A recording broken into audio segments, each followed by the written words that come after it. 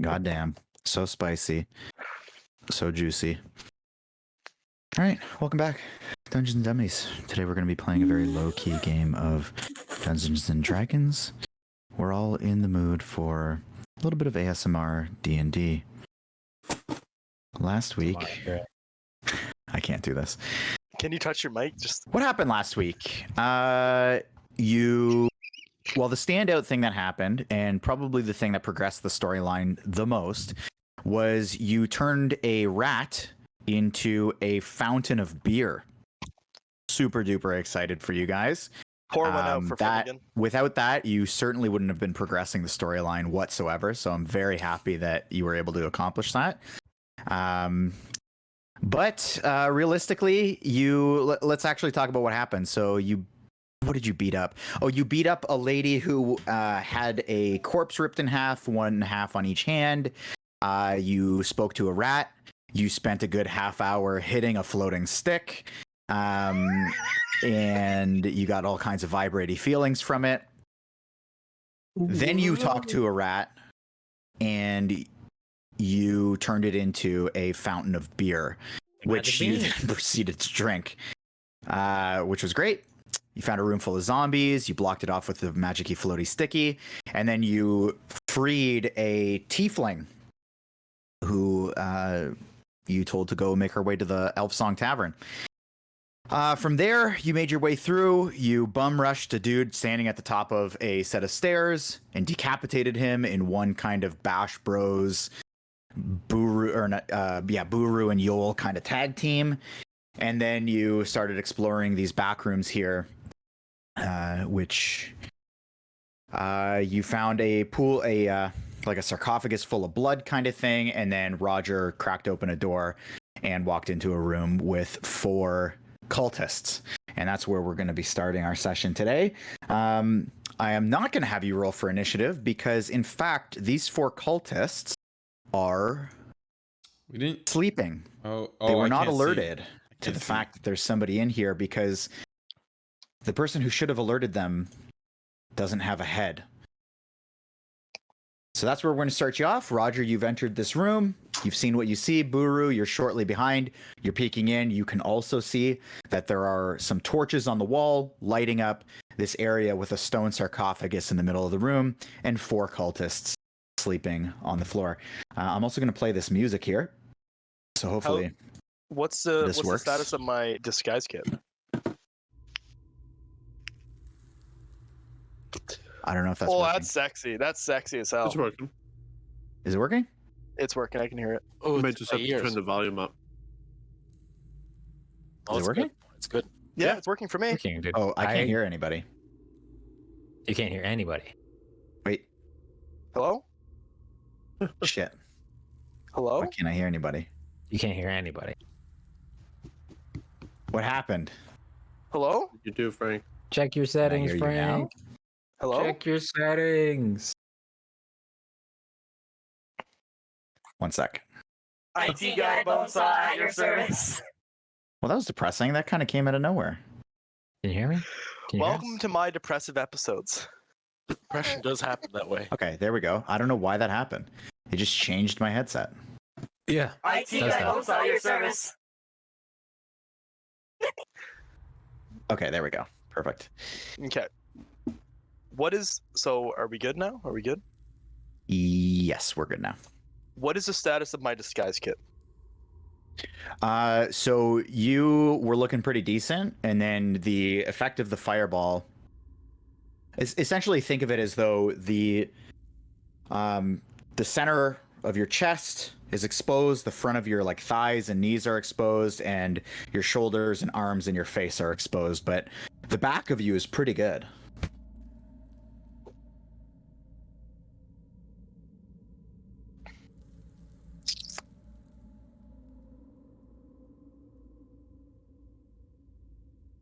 I want to silently turn around, Okay. look at the rest of the party, and make my hands in like a backwards waving motion to kind of incentivize them to move back.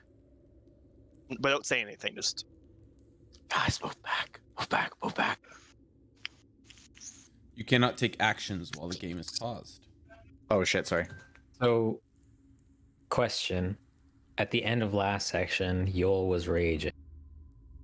Yes. You said you would consider the time implications and determine a rule. Yes. So I will admit to you, my ruling would most certainly be that it would have run out, but I'm willing to let you roll a 50-50 for it, if you think that's fair. Okay. Let's do it. So D20 it, and if it's let's call it if it's a D2. Okay, you can roll a D2. Well, we didn't. That's true. We didn't establish the parameters. Let's call it. One is no. One is no. Two is yes. Yeah. Roll 50-50 chance. Here we one. go. Yes, you know it is over. Yes, it is still going. Yeah. So if you get a 1, you're not raging. Okay, so you're still raging. Uh-oh. Well. Is there a door here, by the way? I can't see what you're looking. He can't hear us again. No, I said I couldn't talk.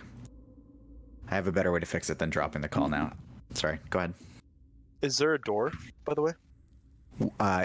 Where you are? Yes. Yes. So I only removed the door because it was giving the vision difficulties. Yeah. Which apparently it didn't help anyways, if I'm seeing this correctly. Yeah. See. Beyond. So yeah, there is a door there. I want to attempt to close the door as silently as possible. Is there a knob on the door? There's a handle, like an iron handle. So there's no latch then? No, it just kind of like fits into place. Like it would snugly like press up. And what's the door made out of? And is there like a space on the ground to the door? Like is it like rubbing against the ground or not? No. No, there's a little gap and it's just a wooden door with an iron handle, and the wood is kind of a little bit rotten and decayed. Can I look at the hinges and see if I can notice any rust on them? Sure. There's a little bit of rust, like what would be expected in like a kind of damp area, but it's not super prevalent. It's not like 80% of the thing's covered in rust. It's like maybe 20%. I'm afraid to close the door. I don't want it to squeak. You opened it. I'm asking all these questions. Yeah, you opened the door. You opened it without waking them up. Okay. Well, I want to as silently as slowly as possible. I want to attempt to close the door. Okay. At this point, I'm just gonna check in with Yoll here. That's why I said attempt. Right. So you've walked in, and now you've walked out. And Yoll was never in there. I know, but if he was in there, he wouldn't be walking. Right. So Yoll doesn't know what's in there. We've been up here, correct? Yeah, Yes. you went up there, and you saw nothing. there is a sarcophagus with filled to the brim with blood, and there are streaks of blood down the side of it, as though it's spilled over. Right. Gross. Well, since he didn't say anything, then he's not like immobilized by rage, but he's definitely as they're moving back, he's moving towards this. Sure. When I Axe in see hand, ready to chop some. Yoll walk by, I'll like look back at the party and kind of wave them back towards us. And Yoll doesn't really walk by. He's kind of like stomping his way forward, like very, yeah. Marching more so than stomp. Yeah. Okay. So the door in front of you, just like all the other doors that you've seen, a little bit of decrepit wood with an iron handle. Oops, sorry. I meant to click on you. Is there a vision problem with this room? No. Okay, so in this room here... Yeah. Sorry. Sorry, Roger. Can you move up one square? Who's such Yes, a sir. troll? No, it's lagging. It's lagging. He closed the door on me, bro. I didn't do that. Someone did that. Okay, so when you walk into this room, 4 flickering torches in wall sconces illuminate this crypt, in the middle of which is occupied by an open stone sarcophagus. The sarcophagus bears no carvings or other ornamentation, but is full of humanoid skulls and bones. 6 dusty bedrolls lie on the floor around it. 6, 1. I think we might be missing some people here. I concur with Gantash. There's one over here. Can I? Is there a bedroll like the closest bedroll to me? I want to kneel down and kind of look over it, see if it's still warm, or can I feel that? Yeah, I was just wondering. Yeah, you can feel. So go ahead and give me a perception check. Okay. I rolled a nat 1. Okay. Yeah, there's nothing really discernible about it. Just feels like it's about the temperature of the room. Can I look through the bedroll? Sure. So you kind of sift through and you see that it's pretty dirty. It's not really well kept. They're not very cleanly laid out. They're just kind of strewn about. Nothing really too interesting going on. Well, guys, these bedrolls look like they haven't been used in a while. So, Yoll Yeah. doesn't see anybody to fucking maim, so I'm going to say probably at this point, your rage is going to filter off. Okay.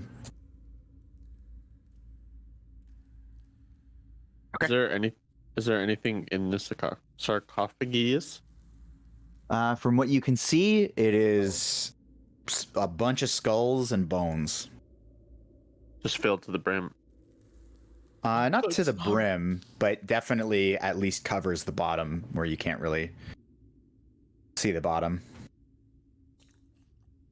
Can I go up to one of the wall sconces Okay. and see how it's kind of mounted to the wall? Sure. It's just bolted in place. It's like what a sconce looks like the kind of half circle thing, with the light coming out of it, and there's just like a metal band that bolts in, holding it in place. Can I tell what kind of metal it is? Yeah, it's just like a standard iron, just like the door handle.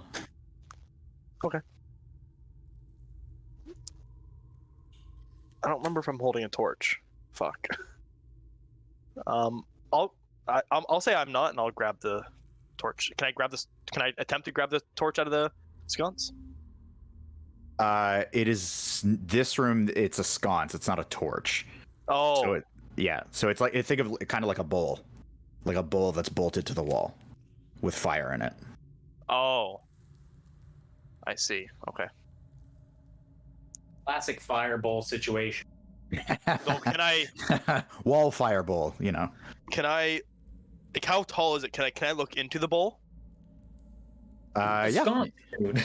Well, I want to Yeah. see what's lighting the fire. Like, what's lighting? I want to inspect the fire, see what's keeping it ablaze. I've given you like 6 torches over the course of the last 2 sessions. How do you Frank, still can I inspect the dirt on the ground and see where it came from? What? Can I inspect just- the air nothing. in the room and see who last He's breathed memeing it? so hard. Curious. Fuck. So, Ethan, the best way I can describe this: think of wood that's burning, like Okay. old burning wood. Sorry that I don't really know what a sconce is. Okay, I had to look up what it is. Okay. Okay. I'm sorry. What's I'm this sorry. dirt? Tell It's me a about this fireball. dirt. Wall fireball. He explained it very well. I want to reach my hands inside the sarcophagus and just fucking rummage around, see what's inside of it. Besides skulls. Okay, so there's a stone bottom to the sarcophagus, and as you're kind of sifting through, it's basically just a super ton of dust and just bones of various kind of humanoid nature. And dirt. What kind of stone is it? I'm not answering that. Thank you. It's stone. Like, it's a stone. I don't know what kind of stone it is. Soapstone. Like smooth stone, like Minecraft. All right, I'm not going down this road for much longer. This meme has to die right now. Okay. I'm just waiting for someone to do something before I do the thing I'm gonna. Let's. Because if nobody does anything, I'm gonna do the thing. Let's go into the room without the people, I think, first, and explore that. See what options we have. Two We didn't go rooms. in there. We went. We in did Yeah. go with the top one. Did we go in there? Yeah, it's Yes. just another sarcophagus full of blood. Fucking Oh. gross. It's full of blood with blood stains Oh, dripping let's off get the sides. then let's get this over with. Let's kill these guys. All right, I'm gonna roll for stealth. Okay. Fuck. I will also roll for stealth, I guess. Also, don't tell me that you're gonna roll for something. Just tell me what you want to do, Oh, and I'll sorry, tell you what to sorry. roll. Yeah. My bad. That's my bad. My bad. Yeah. So are we doing a group thing? So you guys have to like. I'm gonna just pause for a second and let you guys talk amongst yourselves because you're just like banging out different actions, going different directions. So you guys figure out amongst yourselves what you want to do, rather than just like, I'm gonna go do this. Silas is right. Just fucking do the thing. We're not going in. We're not going in all stealthy like. Our job is sneaky beaky like. They're asleep. Actually, I guess the Yoll doesn't know that because he wasn't in there. He was just fucking fuming. I know I was in there, Shit. and I know they were asleep, so that's how I was. I think we should go in, tiptoe, in our Jordans, and stabby the night. Great. I can't wait to drop my axe on their necks. Yeah. All right, I'll Wait. If we're going to be stealthy, I can provide us all with a little bit of guidance to do better on the stealthy. I can make us stealthier. A little us bit. quieter. Yeah. How stealthy do you have to be? They're fucking asleep. Oh, Could be light sleepers. If Mr. Roger Yoll, can sneak up on them, so can we. Mr. Yoll, I am made out of metal. Wait, Roger. What was exactly in there? You had a better look. There were looked like 4 people dressed in garb of the god that we've been going through. God of Merkel. Not all. So they're probably hostile. The Fist of Bane is what you Okay. saw on there. Oh, it's this. Okay. So David, so get the shit they out have of to my- die. They have to die. Yes. They are part of the problem. We must eliminate them. We must unalive them. Okay, I think we all go in there. I like that. All right, let's Are we gonna Gantash. be here? Or are we gonna go in? Gantash, Are we yeah. gonna go in loud crowd? sneaky element of surprise while we have it. I'm going to touch But everybody we're gonna individually. we're gonna try and quietly enter the room and get in position for it. I will individually touch everybody, I guess, Wow. as they get into the stealthy zone. Before we do this, You want to become famous? You can buy followers, How- primes, viewers on bigfollows.com. how much does Roger know about Bane in the Dead 3?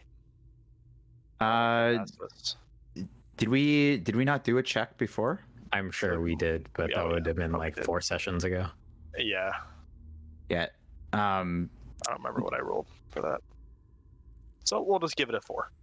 Why not? I don't know much about them. I feel like I definitely rolled low. Gotta keep those notes. No.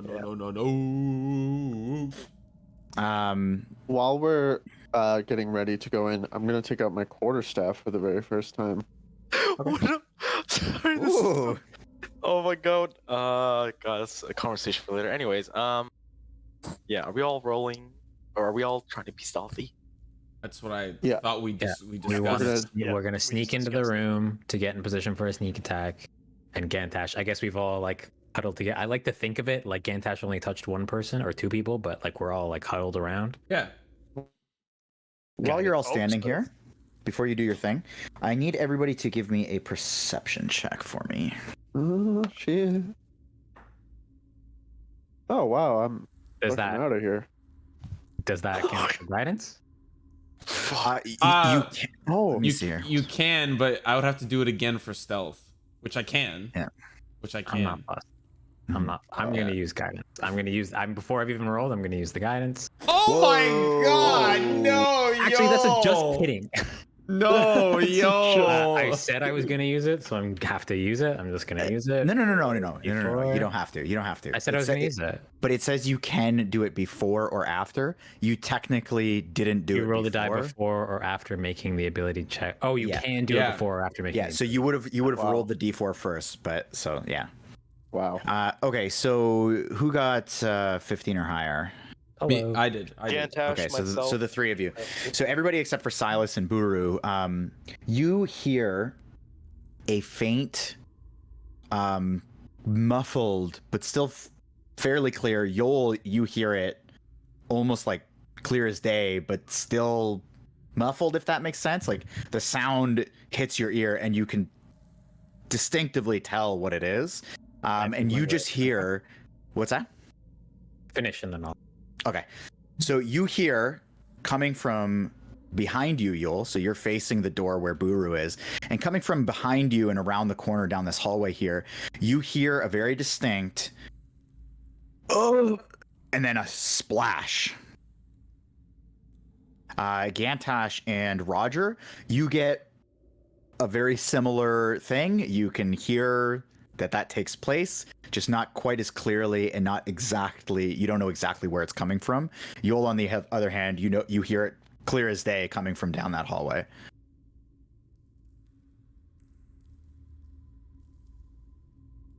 Did anything else do that? No. I think Yoll is like, he's like, okay, we've decided we're gonna do a thing, so let's do the thing, and then we'll do the next thing. So he's pretending he didn't hear. Wow. Okay. Okay.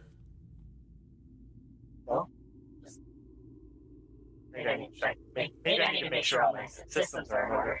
Why are you guys hesitating? What's happening? Okay, Oh, are we don't are we we gotta rolling now? Can we roll for the thing that we're trying to do? We're stealthing up. We're getting all sneaky. I think that's what we agreed on before that. Yes, and then something else happened. Yeah. Yeah. Okay, so So can we roll now? we'll do this as a group check, yeah, so you guys can all do it. Not 20. Oh shit. Wow. Okay. Hold on. Wait, does my modifier matter? And then I'll do. Should I even bother doing 1d4? Who knows? Oh wait. I'm not gonna. Oh yeah, it's mine's 0. I was like, oh, I'm gonna add something. Nope. Not even equal Can't use your guidance. ability check. I so it's did. not a It's coverage. Oh. I already did. You First see, level it's 8+1. Oh, I see. So actually, sorry, Roger, what is your thing? +4. Okay. 24 total.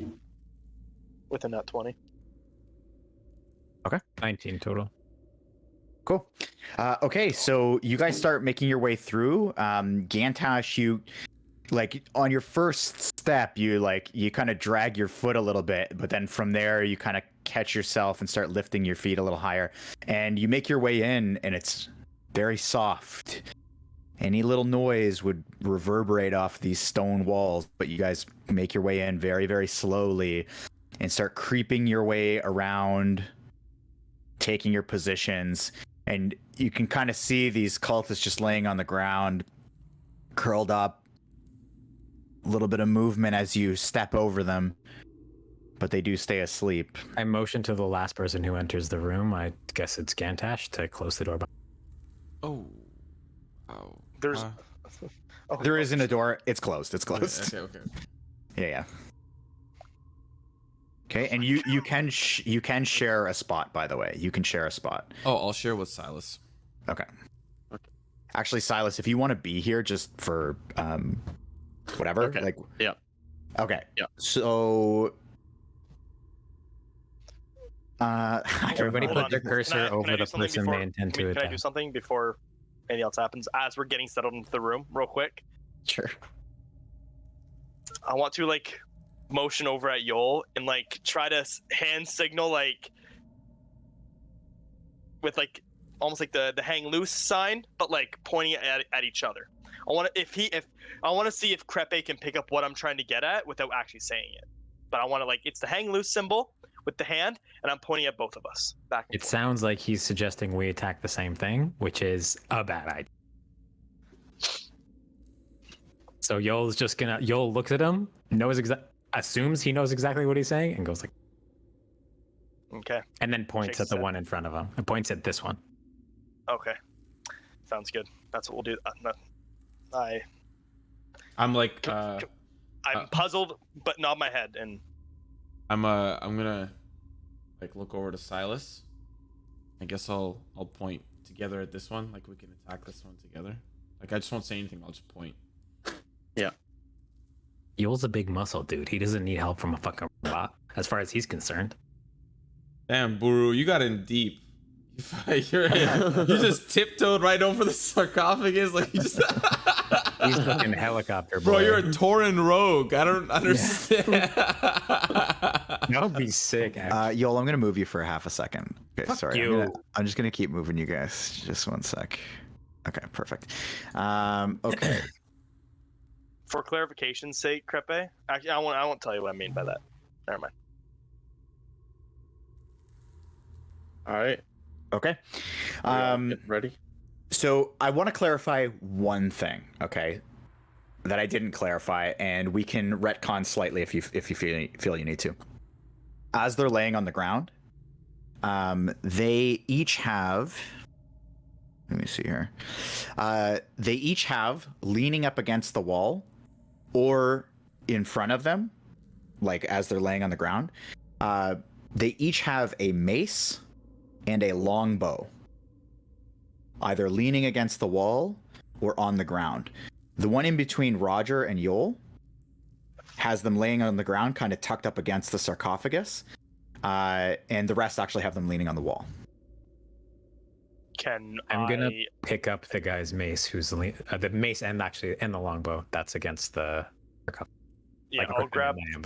the weapons of the person that's directly north of me. Okay. Below Gantash. Okay, I am going to make both of you make a stealth check to see if you pick them up without a noise. Actually, I'll give you stealth or sleight of hand, whichever you prefer. Doesn't matter to me. How does a 23 sound, Phrank? Okay. How does a 16 sound? Okay. So, Yoll, you bend down to grab the longbow. You pick it up, no problem. The mace, you bend down to grab, and one of the spikes on the mace just scrapes against the sarcophagus, and you pause and you look, and not a movement out of the cultist. So you're able to pick it up, and you have both the longbow and the mace.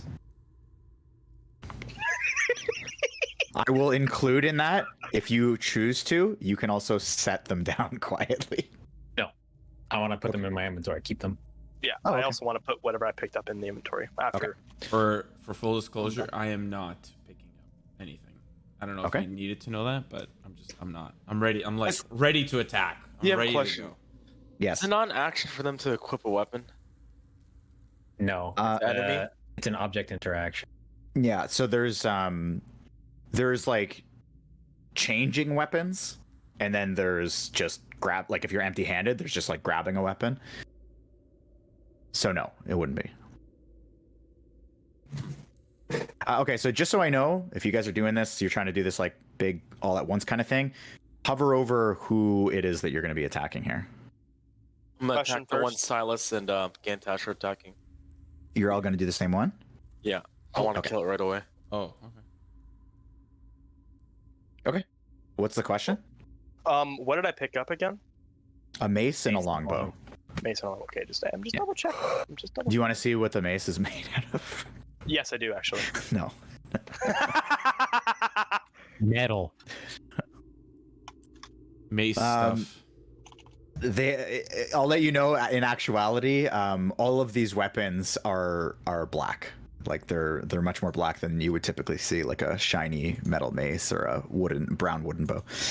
Okay, so any arrows, or were there any arrows? Yeah. Or quivers laying around? Yeah, we'll say they each have a quiver, and you were able to pick that up with 10 bows or 10 arrows.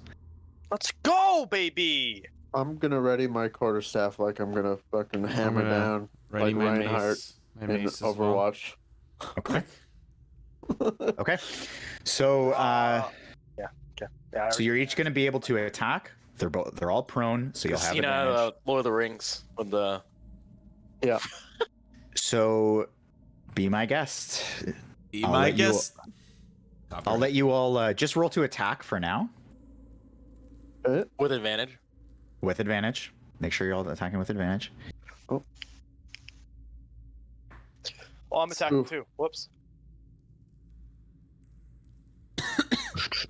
A 7 and a 9. That's You said we're rolling with advantage? they're prone. Plus, Okay. I got a. I didn't know it. Oh, an 18. 13 plus Okay. 5. Okay. Plus 5? Okay. Yep. 100. Okay. Now I'm going to have everybody roll for initiative.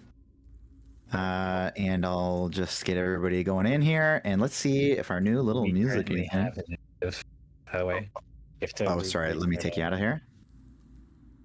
Let's fucking go, baby! Okay. I'm gonna have you. You can keep that, but I'm gonna have you re-enter it. So.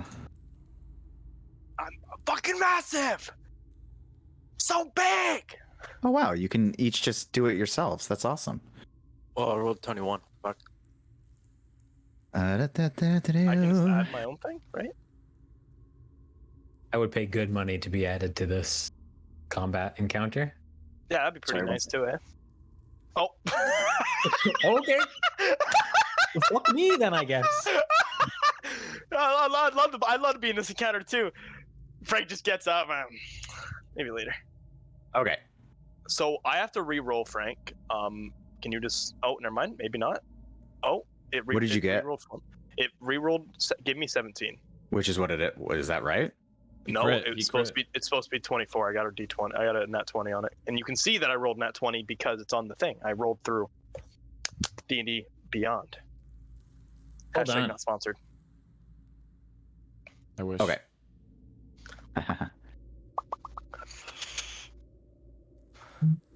Hey, Okay. Simo, just a heads up before we get into this shitstorm. That you can see the top of your monitor on your webcam. I know. Where's it? I'm so confused. Okie dokie. Where's the should you rolled a nat 20? If you scroll up, you can see initiative +4 in the main chat. Right above give it a Silas's initiative roll, there's Roger's. Why doesn't it show a value? Because I rolled it He through didn't- D&D He didn't Beyond. roll it. Yeah, he didn't roll it in. I didn't roll through Foundry. Then why So didn't you roll 2 more times. Oh, never mind. let's take a look here. So I'm going to start our tasty jams. Hopefully that works. We're about to pick up this devious lick. Oh no. Lemon, yeah. make it work. Octave is making. it. Okay. I will. Okay, make it play Okay. that song. Okay. Bongo baby, bongo. Okay, so bongo Bongos? number Oh, no. 5. Bongos? No, it's okay. I Bongos? got it. Okay. So, Oh, Yoll, you got a 15, right? No, I got a 6. Dude. No, on to hit. Oh, to hit. Yeah. 15 to hit. Silas 14. Buru 18. Roger 18. Gantash 18. Am I reading that I'm right? 12. Sounds right to me. You're 12. What's the 16 plus 2? Oh Yeah, wait. right. Oh yeah. Sorry. Why? Wait. I rolled 16 plus 2. Wait a minute. Oh yeah, then I'm wrong. Sorry. Remember I'm 18. to I'm 18. attack, I'm 18. and then we had initiative, and Oh, he's old enough. Oh, that was my attack. No. The initiative's right. So it's 18 to hit is yeah, what you got? 18 to hit. Yeah. Okay. Sorry, I thought you asked Perfect. me about initiative for some reason. this is sick. Okay, so you all kind of quietly take your positions. Silas with his quarterstaff, Gantash with your mace, Roger with your rapier? Rapier. Yes, sir. Great sword for Buru, and Yoll with your your great shovel. And you all slash down to try to hit the target in front of you. All of you connect fairly solidly. And with the bludgeoning weapons amongst you is this satisfying crunch as it's just thuds against the body in front of you. Silas, when you hit down, Gantash maybe is not in a great position. You have to find a weird angle, and you actually swing down, and you feel your quarterstaff just kind of deflect and bounce off and slam against the ground. Yoll, you actually get a similar feeling where you think you're going to be hitting him, but because his cloak is so billowed and it's kind of big, you think you're hitting him right in the stomach, and when you clang down, you actually hit the ground, and it makes this loud clang as metal on rock reverberates throughout the room, and instantly there's just this collective and scream as the one up top is going to take quite a bit of damage. So let's roll for the damage on anyone who got an 18 or higher, which is, I think there's 3 18s amongst you. So you, Buru, let's start with you. Their sleeping AC is 18? This music is so intense. That was pretty crazy. Yeah. My character's gonna say that when he thrusts that blade through. Okay. Okay, so when you slash down, you see the kind of quarterstaff just bounce off, but you get a super clean hit right against the shoulder. You cleave straight through his arm and into his chest, and his arm just kind of falls off to the side. You have de-armed this guy. And before he can even scream, let's calculate the mace damage from Gantash. So I want to clarify, I attacked this one. Yeah, you're all attacking the same one. Yeah. I already rolled. And what's the damage? No, it's got to be more than that. What's your strength modifier? 0. I'm old, Frank. I'm old. Ooh. I'm old, Frank. Strength dumps that. So you get him in the leg, one of the spikes kind of goes in, and then you just and it just kind of rolls off. It's more so you dropped the mace on him as opposed to swung it at him. You kind of fall forward a little bit. It was like after like a big grocery trip, I'm just like letting all the groceries on the table. That's my mace.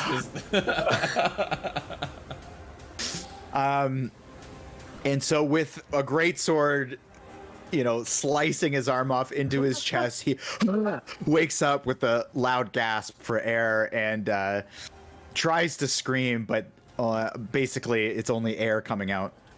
The next one, Roger, we're going to calculate your damage. So you're hitting the one between you and Gantash, right? Yes, sir. Does that mean no, it's only advantage on attacks with flanking, correct? Ooh, what? You had advantage. Okay, that's what I thought. I was making sure if I know flanking. Yeah. Rolled an 8 plus 3. 11 damage, please. 11 damage? I rolled an 8 plus 3. Oh, Jesus. Yeah, I didn't think a bard would be doing. Okay, so you slice down, and this sleeping creature, you slice straight across his rib cage down through his hip, and you just open up this massive wound on the side of him, and he wakes up with a scream as it kind of alerts everybody else that's there as well. So they all kind of look up and kind of jolt too. They're still laying on the ground though. And let's take a look at our initiative order. So Roger, with a slice, you actually get to go again immediately after. Am I able to use Bardic Inspiration on my first attack, like as a bonus action, or no? Or was that like a turn? Is what I guess what I'm asking. No, it's sneak attack. So it's like a separate round of combat where everybody gets one action and that's it. Yeah. Sounds good. I'm just making sure. I will go swinging at him again. Okay. I think they're still prone too, right? So. Yeah, you still get advantage. You still get advantage. Oh yeah, well, and they're flanking. And you're flanking, yeah. I will take a 22. 18 plus. Okay, Oh, no, 23. Because 18 plus 5. Okay, go ahead and hit. 1d8 again, baby. All right, 2 plus 3 is 5. Okay. So you slice down the first one straight through the rib cage and open it up. The second one, you kind of stab down into that open wound, and he just lets out an even louder scream as you deal 5 slashing damage to this guy on the ground. Yep. And then Is it actually, rapier it's piercing. It's damage? piercing damage. It's piercing. Oh, piercing. Sorry, piercing. Good point. And Good then I have a point. bonus action. Okay, go ahead. I want to,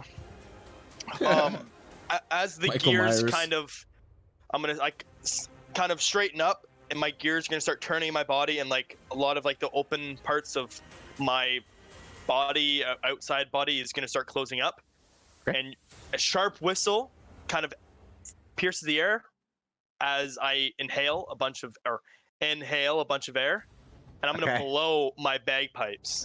Okay. And like a low horn, very loud. I'm gonna point the 2 fingers at Gantash, and a light beam of pink just shines out and hits him. And I want to use Bardic Inspiration. Okay. So this I thought you were sweet. gonna leave it to us to determine what it was you were doing. I'll tell you. So this I sweet thought, like, bellowing tune. let's add some, Yeah, no, it was sick. He's It doing was his sick. little I just think dancey if- dance. I'm just.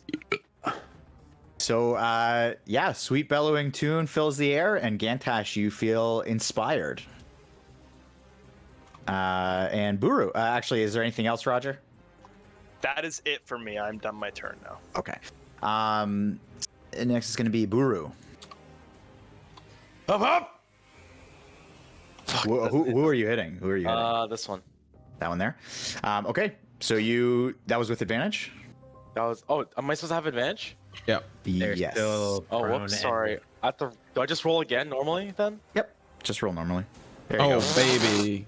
Okay. Go ahead. Okay. Roll that damage. Ooh. Have some more. When he hits, he hits. Okay, you can describe. So you're attacking this armless guy who's got a nice puncture in his chest and gasping for air. Go ahead and describe how you kill him. Since I see that he's gasping for air, I'm gonna help him out by stabbing him in his lungs. Okay. So you just kind of reach down and, I'm gonna skewer him. Yeah. And then the Beautiful. blade's gonna come down to his face, so he doesn't suffer anymore. Oh, well, that's kind of you. Okay, so you He woke kebab him his up by lungs chopping into off his his arm. brain. Yep. And you pull it out, and you see the beautiful, spray of organs in the air and brain matter. And he goes to an eternal sleep. All right. I'll have my turn. Okay. Next is going to be this guy who still has his stuff leaning up against the wall. So he's going to use half of his movement to stand up. And in a very panicked look at his friend being just totally skewered, he's going to just stand up, reach out behind him to grab his mace, and just instantly try to attack Buru. Let me just make sure I know what he's doing here. Phrank never fails to hit me, and I hate it. Yeah. He just never does. Let's take a look. Okay. Well, he's gonna roll an 8 this time. All right, yeah. So he swings out to try to catch you, and it just kind of grazes off your armor and then just clangs against the wall. He is then going to take the opportunity to also pick up his longbow and arrows and just kind of stash it on himself. So that's him. Next is going to be dead guy's dead. Next is going to be. Wait, what the fuck is happening right now? Oh, sorry. Yeah, this one here. Thanks, guys. So he's gonna stand up and reach behind him to try to, reach in front of him to try to grab his stuff from in front of the sarcophagus, and he will meet an empty space where his mace once was. He looks up to Yoll, who gives him kind of a menacing grin, and he tries to then reach out and punch Yoll for taking his mace. That's just going to be an 8. So he is going to reach out to punch, hit your shell, and then just kind of give one of these, and then just look very, very desperate. Next is Gantash.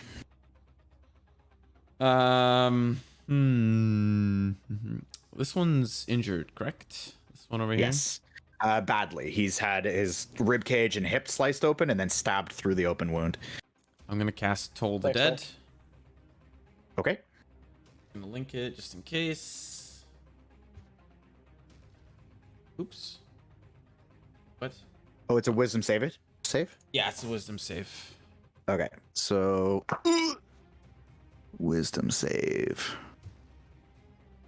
DC is 14. I unfortunately will tell you that I got a 13 plus 1. Oh so my he did, god. So he did save. So you reach out, you hear this gong go off, but he kind of instantly like covers his head while he's still laying on the ground screaming, and he is able to just kind of shake it off. Okay. All right, I see you. All right, I'll end my turn. Taylor Swift looking ass. Silas, it's on you. Yeah. Oh yeah, that's true. You're giving me yeah, a compliment. Yeah. You're... All right, I am going to. You know what? I'm gonna attack with my quarterstaff. The same guy Simo was targeting. The guy below him. Okay. You have advantage. Oh. He's still lying down. yeah. He's still lying down. If I could give double advantage, I would, but Okay. He- To he- attack. he's just sick. capable of Perfect. not listening Didn't to, get it. to gongs. Frank, when you kill somebody, kill me. Thank you. yeah, you've done like one hit, unfortunately. Let's just make sure, double check. Yeah, so unfortunately, as he's kind of like curled up, he like rolls I onto can't even his... hit a guy laying down. No, you cannot. So he rolls onto his stomach, and you swing down again, and your quarterstaff just ricochets off the back. And it feels like there's something there. Like it feels like it almost hit like a piece of metal when it bounced off underneath the cloak. Like you're not sure. It doesn't feel right. Like you're not hitting a rib cage. You're hitting something else that's just like deflecting off. So unfortunately, it doesn't land. Is there anything else for Mr. Silas? And you're in the same spot as Gantash. Right Yeah. now. There's not. No. Okay, next is going to be the one you actually just attacked. And he's going to get up, and he's going to do the same thing. Like, kind of in his panic, he'll have this, like, adrenaline rush, and his eyes grow wide, and he scrambles on the floor to find some sort of weapon. And not even a rock is on this ground for him to grab. So he stands up and tries to just uppercut an old man standing in front of him. And he will crit. No fucking way, bro. Wait, before you roll damage, I want to use my thing on it. So you keep going, but you can't roll. I have to like predict before you roll it to use my. What do you mean thing. your thing? Oh, never mind. I actually can't use it on actual damage. Never mind. I only can use it on if you were to hit. You called it. My Krepe. portent. My portent. Well, luckily on an unarmed strike, a crit is literally just you're doubling a 1. And so he's going to do 2 plus his strength. So he's going to do 5 total damage. Gantash. So he kind of, in this panic, totally gashed open, just stands up with an uppercut and punches this old man in his beard. I wanna like stumble back to this corner. Like I just kind of like just low, like the groceries just took so much energy out of me that I'm just like so loosey goosey. And you do, and you kind of like just barely catch yourself. This like rickety old man is now like leaning up against the wall, mace in one hand, and he will. The Fist of Bane's gonna end his turn. have a shield in the other. Oh, do you? Yeah. Oh, wow. I didn't actually know that. Okay, so next is going to be Yoll, who I'm sure is furious at having missed that last one. I can't believe that. I rolled a 7 and a 9. That's cutting. Yeah. So he just punched you. You're still going to have advantage due to flanking. If you're attacking this one. Yeah, I'm going to snicker in his face and attack him. Okay. Double. Hit a little harder next time. Okay, that's just going to make it.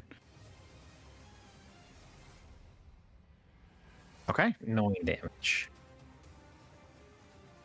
Sure here. Slashing at the arm that punch. That punch you? Okay. So he kind of like punches you and like, you know, flinching his hand, and then as he's flinching it, you slice across his shoulder, his forearm, and you catch him right in the gut too. So this clean slash, and he just falls back, blood just spraying out from your shovel with that beautiful hit. Is there anything else for Yoll?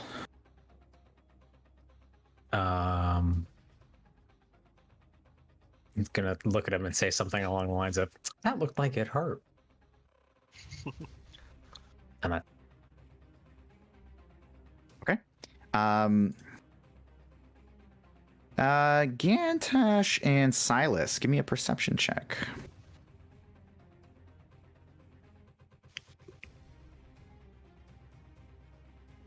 Yo. Kill me. You're fucking... Oh, yeah, sure. I'll inspire myself. Fucking everybody forgets about it, and it's actually the most like defeating thing as a bard. I hate it. Well, Yeah. okay. So Gantash, you can hear from behind you as you're kind of like leaned up against this wall. You're kind of, your bell's been rung a little bit, and you kind of like close your eyes and like you're catching yourself, and you just hear from down the hallway. Oh. And then you hear like a hollow splat on the ground. A couple of splats just drips onto the stone floor. And it's just humming like DBD Huntress level fucking. Very similar. Okay. Oh no. Love that. Who's gonna die today? I'm in first in line, so. Well, we're hugging right now, Silas. We're hugging. Yeah. And I just got punched in the mouth. Like I got. Your lip starts to swell. Okay, next is gonna be Roger. I'm not doing too much. I'm gonna swing at that same guy I've been swinging at with my rapier. Okay. Go ahead. Come on, baby. Come on, baby. Come on, baby. That hurts. That is a 7. I'm buying dice on Amazon right now. I'm not using this program. Let me see here. Sorry, 7 to hit? Yes, sir. With advantage? Oh, I didn't. We have flanking, dude. Yeah, you're flanking everything. Except for How does 14 sound? So you kind of slash out this guy, this adrenaline fueled uppercut, looks behind him and just kind of jukes out of the way as you're trying to slash down, and you do miss. Anything else?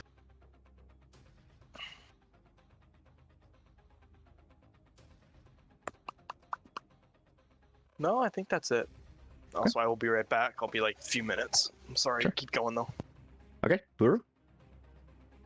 All right. So I attack normally, right? Because he's armed, facing me. The one that's in front of me. Yeah. Fuck. Okay. So you know, 2 slash, poke through, rip it out. You've got this kind of bloodlust in your eyes, and you like slash out again. This guy has collected himself though, and is quick enough to just juke underneath the blade. The cramped space not doing you any favors, unfortunately. There's really nothing else I could do. Just to be clear, you do still, because you're you long rested, you have all your fighter stuff back too. I do, but I'm just making sure you know that it's there. You don't. I'm not encouraging you to use it. I'm just telling you. I can't do really anything. Okay. All right, I'm at my turn. Where's this guy? Okay, so the one that you just slashed at is going to grab that mace again, and he is going to roll to hit you for yet another 8. Nice. Believe it or not. My God. So you guys are just kind of doing like Matrix stuff. You're like juking each other out, and you're able to dodge his attack as well. Next is going to be the one in front of Yoll, who is totally like weaponless. And he's going to turn around, having just tried to hit you, and like he's got his arm all cut up. He's going to use his left hand now to try to punch Roger. What's that? Unarmed strike with disadvantage because he's using his offhand. Oh, actually, you know what? I am gonna do that. To be fair, I mean, they both missed. So, so yeah, he swings out and he kind of like lets out this like, you know, very very high pitched scream like ah! As he tries to hit Roger, and Roger just kind of like backs his head up and gets out of the way. Gantash. Okay. If I stay within the range of someone, they can't opportunity attack unless I leave the range, correct? Correct. Okay. I'm going to cast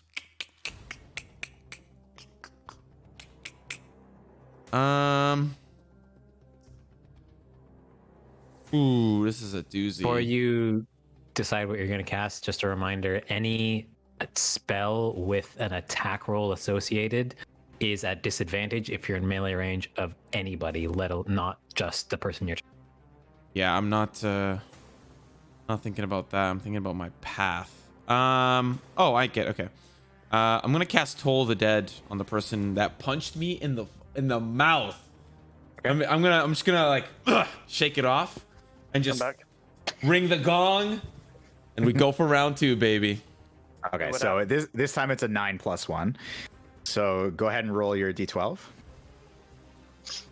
Oh, it's a 9+1. Okay, yeah. D12. Wherefore art thou? D12. It's going to be a 9 damaginos. Okay. I'll let you describe it. Yes, yes. I just want. Okay, so he punched me in the mouth. He's like all happy and shit. I'm fucking backed up against the wall, and then I just like. It's my turn, and I'm just like calm, and then I just like kind of like concentrate, and he's like looking around. It's like, where's that noise coming from? And then like his head just explodes from the sound of the bell ringing in his head. He just gets on his knees, boom, head bursts off his fucking shoulders. Okay, and he goes down with a little scream, and you see his head start to crack and just split open, and then just poof. Explodes out, and the skull shrapnel just shoots across the room, and down he goes. Yeah. And Everyone's poisoned. I'm gonna move forward. Okay. And I want to share the same spot with Roger. Okay. How dare you? And I'm gonna turn to the party, and I'm gonna say, "We've got company down the hall." And that's my turn. I don't think you can end your turn in combat in the same space as some. Me and Silas were standing. Even an ally, you can't end your turn. I actually think you're right. I actually should have called that earlier. I can stand there. Like I'm just trying to move away from the door. Like I can stand. I'll bump there. this guy out. I'll bump this guy out. I can. You can stand on a corpse. You can stand on a corpse. Yeah, like in the rolls. Yeah. I'm just gonna move him out of the way because he was on top for some reason. Okay, so you kind of explode his head, and then it's this cinematic moment. You like step through and on top of him, and like like corpse surfing for a second before getting your footing. Okay, next is going to be Silas. And Gantash did just say there's company. Yes. It's not really much real estate, so I'm gonna stay where I'm at. Okay. I'm going to attempt to cast Firebolt at this lovely little guy in the corner over here. Come on, Lemon. Come on, baby. Come on, baby. Big money, big Come on, money, baby. big money, big Nat money, big Come money. on, baby. Perfect. You don't get flanking on spells. All right, these dice are now ordered. They're ordered. That's the end of my turn. Printed you something. Oh man. Jeez Louise. That's a +7, bro. That's a +7. Oh, I know. Believe me. Okay. It's okay. So again, you try to like rip out your spell.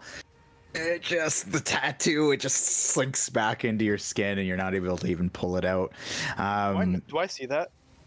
Yeah, of course. Ooh. I'd like to ask where his skin is coming from, what it's made of. What's the tattoo ink on your? That's gonna be the meme today. That's gonna be the meme. My friend. I was curious. Fuck. I just wanted to know. Also buying the D&D Player's Handbook so I can become a better player. Don't we have The best way to become the better player is to read your spells. Oh, Mike, Well, if I can't land them, then it doesn't really matter, does it? reading the spell explains this. Okay, sorry. So Yoll, you're up next. Hey, how you doing? Also, just a fair warning, my kid is like screaming bloody murder, and if my wife's having a hard time, I'm gonna have to go for like 10 minutes. So, just fair warning. That's fine. I'll allow it. Let's do it. So Yoll. Slap them in the mouth.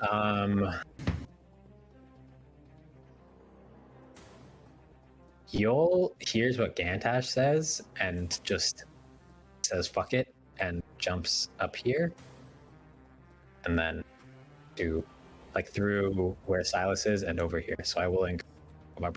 You get 2 of them. Okay. Yes, I will incur 2 attacks of opportunity. Okay, so the first guy actually does land a hit, and it's going to be a total. Sorry, the guy that was left-handing you, he actually. Oh, sorry, actually, no, he doesn't hit.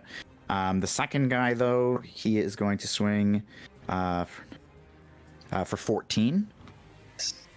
Miss. Okay, so he swings out and just clangs up against your shell, but it just ricochets off and slams into the stone sarcophagus. And then I'm gonna prepare an action. Okay. If this door opens, like Yoll is positioned to slash his axe at anything that opens. Okay. Next up, we're gonna do Roger.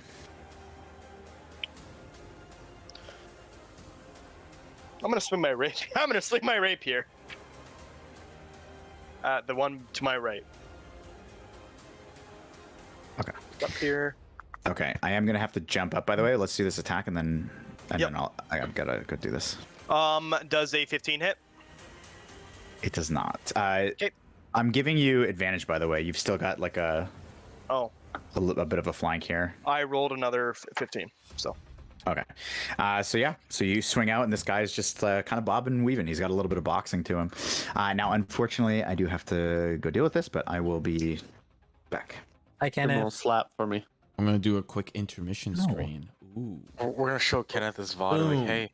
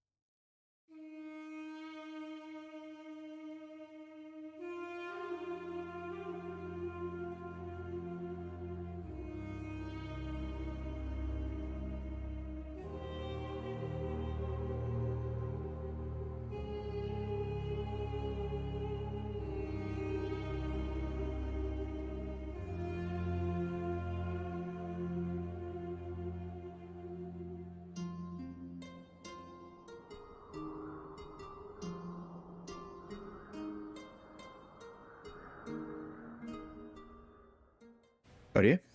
Yep. He does. Okay. Oh wait, wrong scene. That's okay. There we go. We're in. We're dancing. All right. Let's just jump right back in. So bonus action for Mr. Roger. There it is.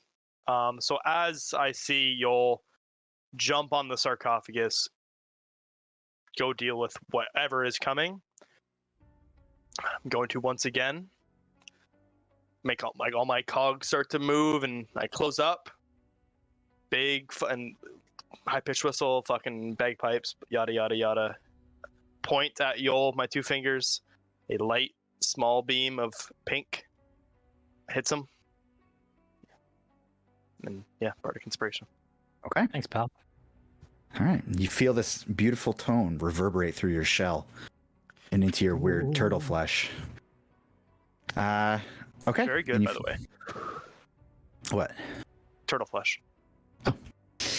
Buru. So far, you've hit a sleeping guy a couple of times, but this guy in front of you seems to you just matrixing each other. Die. Okay, good hit. It's clean. Almost a 20. Fuck. Okay, hold on. Something happens here, by the way. Okay. I have to reroll. What, a d6? Wait, you rolled a 1? On one of the damage dice. Oh no shit! He rolled a 1 and a 2 actually, for an attack. Well, so you can pick which one to reroll. So Okay. it's 6, 10. 10. So you'd add 3, yeah. So 10. Okay, beautiful. Very good hit. Okay. Must be nice. Oh man. I feel so bad. Listen, wizards, they snowball. Okay, it takes time. Okay, so you slash across. Yeah, like, they you guys roll are just- more 20s later in the game. Yeah. So you slash across, straight from the shoulder across the chest, and you just see all his garb just splits open, and you can see there's actually like a layer of leather underneath his cloak, and it splits open, but you get straight across the chest. You split through all the layers, and there's just this splatter of blood slicks across the wall. Anything else for you? that would be all. That's cool that you got that. So next is actually going to be the guy that you just hit. You guys kind of go back and forth here. And he is actually going to roll a 19 as well, plus a bit. So he's going to go up to a 24. So he's going to hit you, which I don't think these guys have actually hit anything with a mace yet. So he's going to swing his mace, and he's going to hit you for... he's going to hit you for 8 bludgeoning damage. So he's going to swing straight across the chest and just boof, just smashes into your chest armor. He rolled a 24 to hit? Damn. Yeah, 24 to hit. Jesus. And he slams you kind of against the wall. So you take your 8 bludgeoning damage. Okie dokes. And a smile starts creeping across his face. Next. Everybody at this point hears as this humming and dripping noise fills Hold the on. chamber. Yeah. Question: do I recognize Yes. the song? Shut the I'm a fucking bard, motherfucker. I'm hoping maybe I can put 2 and 2 together. No. I'm just not gonna give it to you. I'm sorry. This is improv. It's improv. How's about that? Okay, sure. You're like, okay, that's pretty good improv at least. You're impressed. Yeah. And Yoll, as you're standing at the door prepared, you actually see underneath the door the shadow being cast from the torch in the hallway. There's kind of one long shadow underneath the door, and then another, as you can kind of see, it's very likely feet that have just stepped underneath the door or in front of the door, and then a pool of blood starts slipping in underneath the crack of the door. And at that, let me just make sure.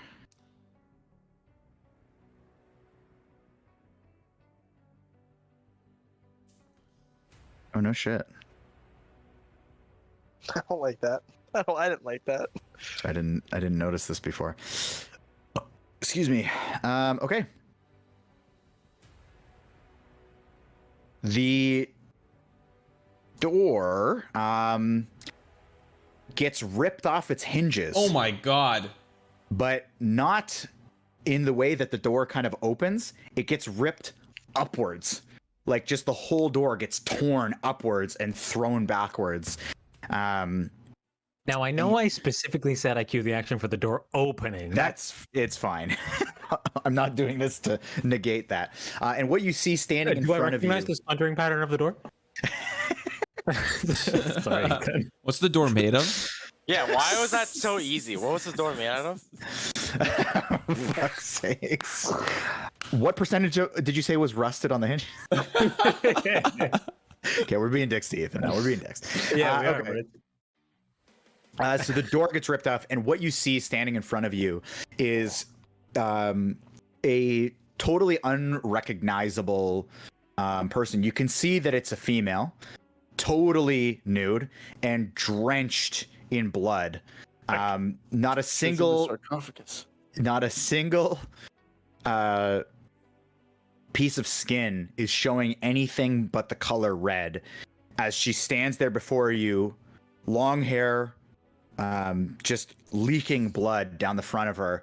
And with a smile, she whips her hand to the side and the blood kind of comes to a point in her hand and then does it with the other hand. But the door is open now, so you can do your action. Yes. Is it Oh, he's too late to nervous. She's decide nude. whether I can attack recklessly? Oh, you can do that. I'm attacking recklessly. Okay. So with advantage. Oh, damn. 23 to hit. That hits. I had to check. Wow. That's scary. He's fucking naked, Phrank. I know. Oh, damn. Nefarious. I didn't forget about Bardic Inspiration. I just didn't use it. Okay. So you I don't want him to feel like we're neglecting him again. you slash with your shovel, you know, in a kind of downward pattern on the side of her torso, and you see just this wound just splits open and the skin just erupts like an earthquake would erupt the ground, and just there, and her face is totally unchanged as she has her two blood daggers in her hand. And she will attack you. Just want to make sure I've got this. Oh no. Bring it. It's been an honor. So she's going to attack you with one dagger. This is why it was so important that when I was talking to Phrank, I was like, my rage should keep going. Please, for the love of God, make it keep going. Holy shit. So she attacks you for one dagger. She rolls a nat 1 on the one. So she reaches in to slice at you, just totally whiffs, and then comes down from the top with the other one for a 19 to hit. It's Okay. Here we go. You explode. The shell pops off his back. Oh my god. She shucks you. That'd be so jacked up. She gets you right in the kind of the neck, right in the shoulder muscle, and she hits you for 7 piercing damage with that dagger, and then instantly vanishes. Nothing but a pool of blood on the floor in front of you. Okay. uh-oh. Yeah. Okay. And you do hear somewhere around you the sound of wet footsteps. I'm gonna be hit next, maybe, or Silas, or Buru, or Roger. Oh my god. I can't Next. Can I Homer like Simpson. pinpoint the location, or just can tell like I can hear footsteps and that's I I can't tell if it's somewhere out here or up here or down here or inside or whatever. will let you perception check that.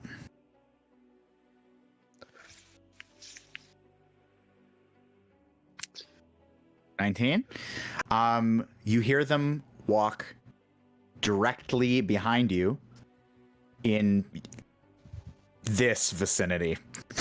Fun. Oh. Yes. I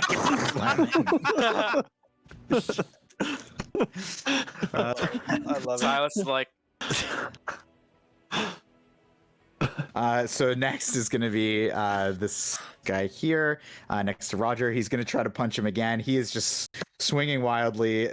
He tries to hit for an 8, and he will just kind of clang off your metal. And again, just with his other hand, just get that unsatisfying, almost just kind of hurting himself more than he hurts you. And then Gantash is next. Okay. I know.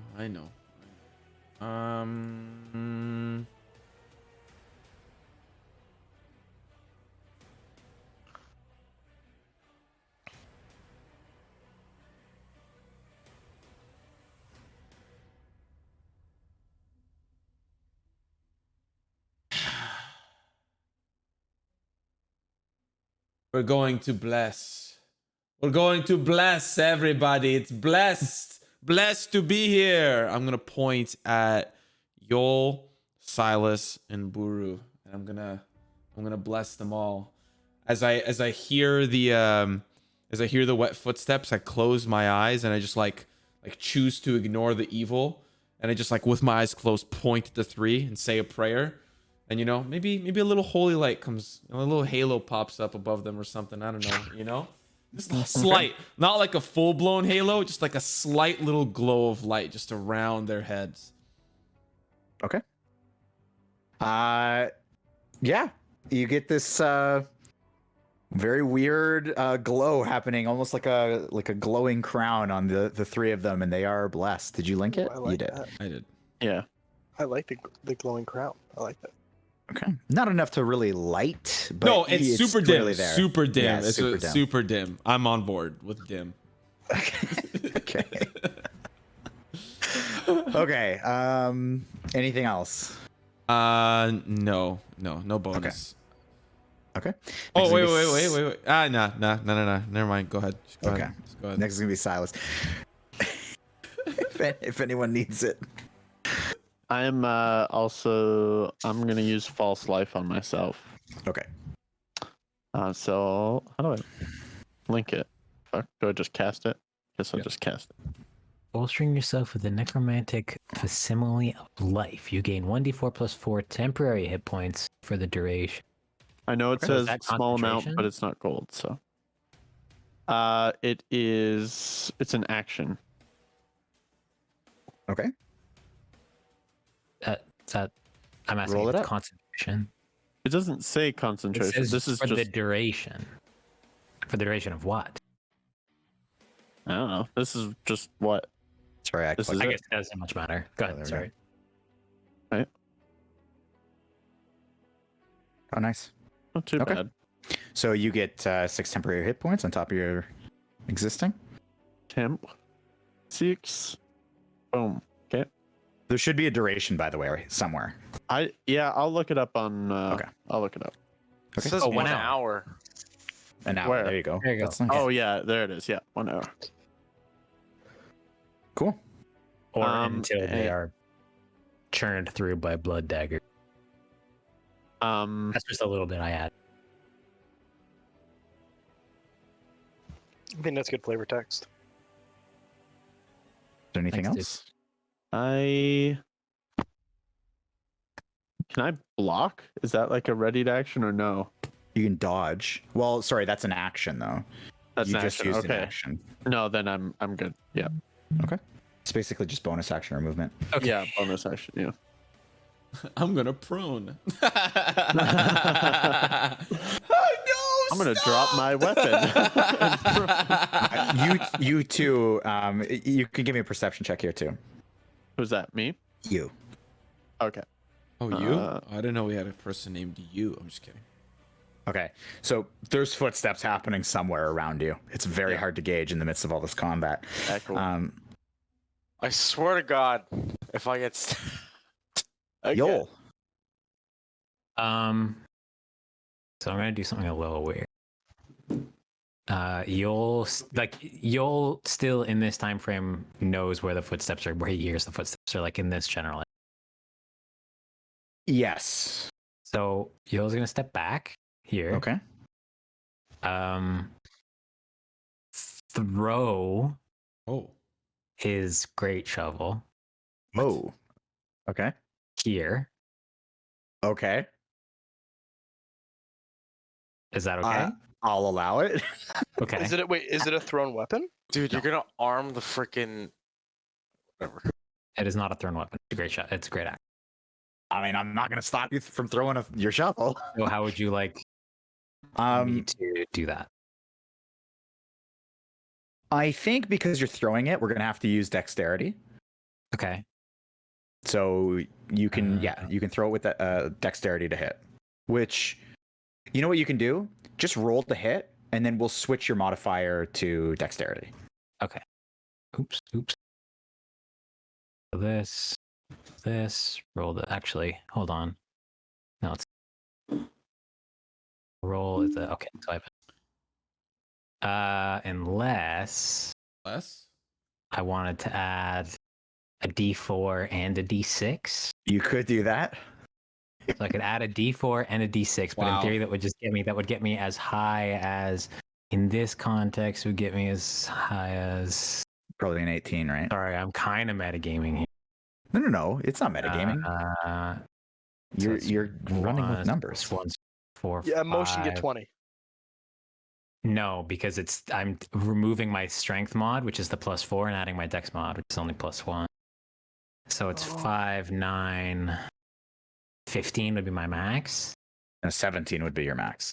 Right, because it's still +2. 17 would be max.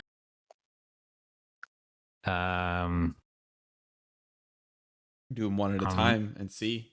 I'm not going to use. I'm not going to use either. Okay.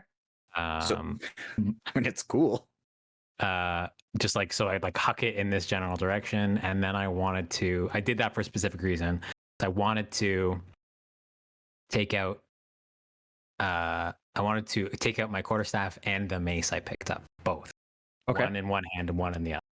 So now I have 2 weapons, and I am prepared for dual combat. With a okay, I see what you're saying. So quarterstaff is versatile in that it can be one-handed or 2. Okay, cool. And a mace is a one. Okay, I'm gonna play music through the actual thing here too, by the way, just because. Need to read Bless again because I think it's crazy overpowered. Whenever you make it. Okay. Yeah, for 1 minute of combat, which is which is like 7 full rotations or something. Okay. So are you cool? Let's say yeah. Okay. I guess you have to decide what to do with my shovel. So your shovel goes flying across the room. The wooden handle just kind of hits up against the back wall and then lands on the ground next to our cultist here. I see. Okay. So that's what happens there. Roger. Oh, okay. Sorry, I was just trying to figure out where the hell the music was coming from because the bot's gone. So yeah. After seeing Yoll whip his shovel at this cultist, I'm now terrified. Okay. I'm gonna swing at him with my rapier again. Okay. Come on, baby! Come on, baby! I rolled a nat 20. Dead at like. Okay. Roll your crit. So I don't roll crits very often. So how does this work? What's the damage die? D8. So roll 2 d8s, and then add just one set of your modifier. Just one mod. That's a 1. Good start. And that's a 6. So 7. 7 plus damage. mod. So 10. 10. Yes, sir. Go ahead and describe it. What is he looking like right now? He has his arm cut off. Yeah. So his arm, he's basically got a slash through here, through his forearm, and across his belly.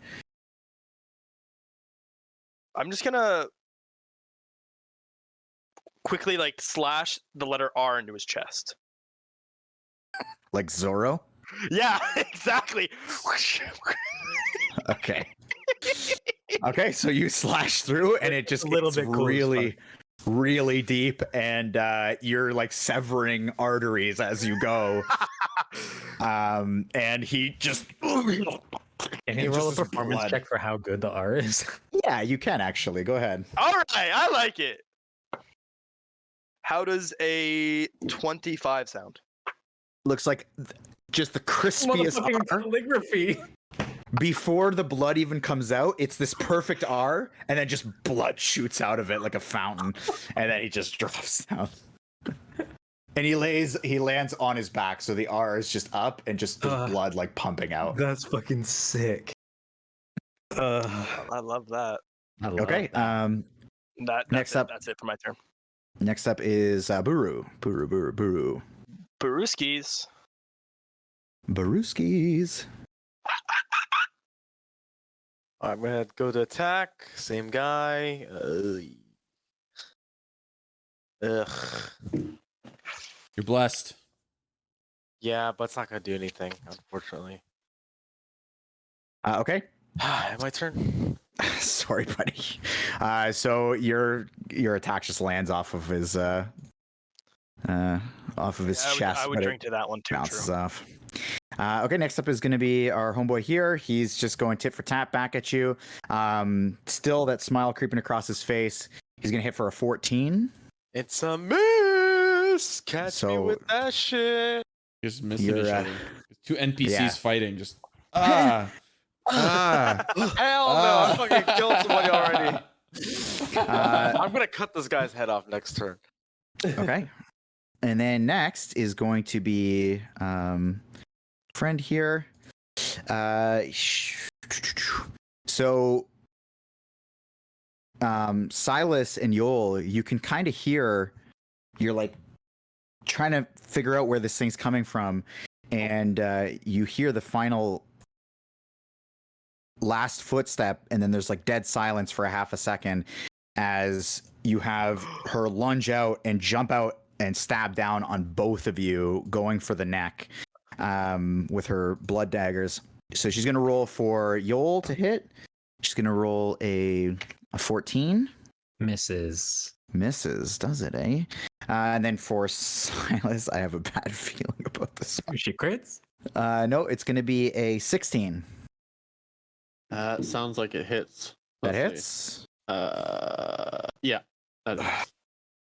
Okay, and she's going to do 7 piercing damage as she gouges it into your neck, but that false life just kind of creates this shield, and it just barely gets through, and just kind of a little bit of blood leaks out of your neck. Or does any blood leak out of your neck? Yeah, but it would be a different color, I guess. Oh, okay. Right. So you don't really feel anything, or you feel just the lightest poke, and then she pulls it out. Say it's blue. Okay. A little bit of blue blood comes out. Like a dark blue rolls down your shoulder as she then vanishes again. Presumably when she vanishes, there's no attack of opportunity because she's effectively disappearing from... Like, she's not moving out of combat range. She's just Yo, becoming incorporeal. You did damage to her, right? Just a little bit. Yeah, you can't see her, so you can't. Okay. Yeah, you. So what you notice when she vanishes is that where she was, you can see a couple of bloody footsteps, but you can't see the ones that she trailed while she was moving around you. Only the ones when she was there attacking. But I'll have all 4 of you on the left-hand side of this room roll a perception check. Even me? Yep. Oh, 17. Especially you. 1738. Okay. Ooh, Oh, there very we go. Silly ass. Let's go. Okay, so Silas, Silly ass.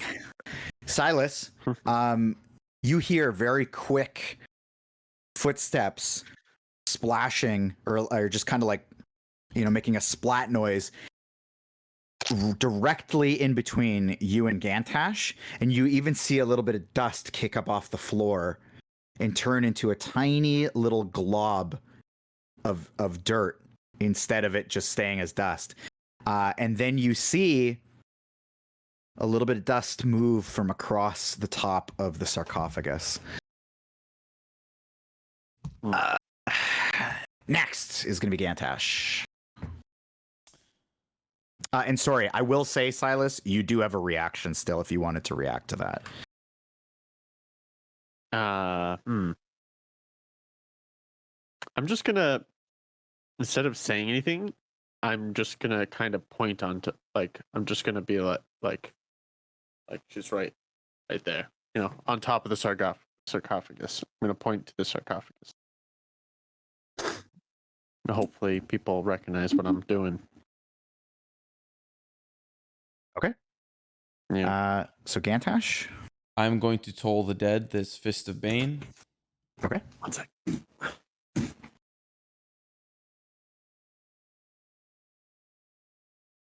That is a 7. So I get to roll. I get to roll my... Wait, is this person damaged? Very badly. Yes. Okay. So D12. Well, it fucking leaned up against the thing. Just but reroll it. Just reroll it. It fucking rolled the same thing twice. 1 damage. 1. Okay. So you can kind of just see him like twist his head, and just like a little bit of blood trickles out of his ear. And go ahead. Keep going.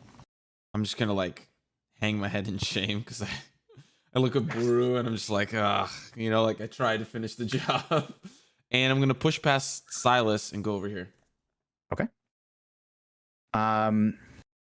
You are going to get attacked. Oh no. Okay. Does a 15 hit? Yes. Okay, so you're gonna take. Well, you're gonna take 6 piercing damage as a blood dagger enters your back, and you kind of stumble forward. But the woman drenched in blood is on top of the sarcophagus, smiling this bloody smile as she pierces you in the back, but reveals herself. Yoll! It's go time! Silas. Wait. Oh, right. Yes, Silas. Sorry. I looked too far ahead. Silas Come is on, AFK. buddy. Silas is AFK from the AFK. Classic Lemon goes AFK 45 seconds before his turn. I think his food is here? Question mark. He was eating. He was eating like his food got here right at the beginning. There he is. Silas, it's on you. Sorry, Silly ass. sorry, I had to help my wife. Okay. My wife. So what you missed was Gantash got stabbed in the back from an opportunity attack, which unveiled the bloody woman There on she top is. of the sarcophagus. Okay. I am going to be a wizard and cast Firebolt. Reminder: attack What? roll spells in melee range have disadvantage. Oh yeah. She's, if it makes you feel better, she's already opportunity attacked. So Oh, yeah, that's a good point. So she can't attack you while you run away. So if you want to go underneath me, like in that little pocket, you can. And attack. Oh, I see what you're saying. Yeah. Get out of range. Yeah. And Okay. she can't attack you. Yeah. We go there. I took the hit Come on, for you, buddy. buddy. come on, buddy. All right. Yeah. Perfect. It hits. No, it does not. It Don't lie does. to me. No, you're good. All right. All right. She's naked. Woo! Yes, sir. Eye on the prize, I guess. All right. Hey. By the way, Five you can damage straight to the cooter. you can add bless to that damage. Can you add it to the That was the attack damage? roll. No, I thought it was for the hit roll. Oh, It's the sorry. hit roll. Sorry. Yeah, it's the saving throw or the attack. Sorry, roll. my bad. No worries, no worries, no worries. Yeah, when I said I had to check, I literally had to check. I was like, I don't know what the fuck her AC is. I didn't mean to scare you guys. It's like 22. Well, like, because I rolled like a 22 or something like that, and you're like, ooh, let me Roll just check. 23. I'm like, you fucking. I just didn't know what it She's was. fucking naked, dude. Yeah. All right. Okay, perfect. So 7. Oh yeah, I just realized you did the damage. Okay, so you rip out the spell from your skin. It's just very clean, and you launch it at her just that 10 feet, and it just seems to be the perfect distance. And it just blows up in her face. No noise comes out of her, but when the dust and the smoke clears, you can see that her face is just blown open, revealing her skull. For just her white skull for just a second, and then blood just seeps down and covers it again, and she bares her bloody teeth again. Yoll, Can I have a Hey, how reaction, you actually, doing? to Creepy. him casting the spell successfully? you want to use your reaction? Yes. Okay, I'm gonna let you Can do it. can I scan the spell? What Like analyze the spell? We've talked about is that? Is that like a Warforged thing? No. We talked about this, Frank. This is the thing we talked about. Oh yeah. Sorry, I see what you're saying. Yeah. So so your eyes just kind of like, Yellow. light They up, glow yellow. They and glow yeah, yellow. and you kind of internalize the data. So you lock in place and you internalize it. Yoll. I'm gonna run over here. Quarterstaff in one hand, mace in the other. Okay. I just need to read something really quick. 1d6. Do you have something for dual wielding? No. I know you can do what, like you can dual wield, but it typically has to be a finesse weapon. I thought you just had to be proficient in the weapon. No.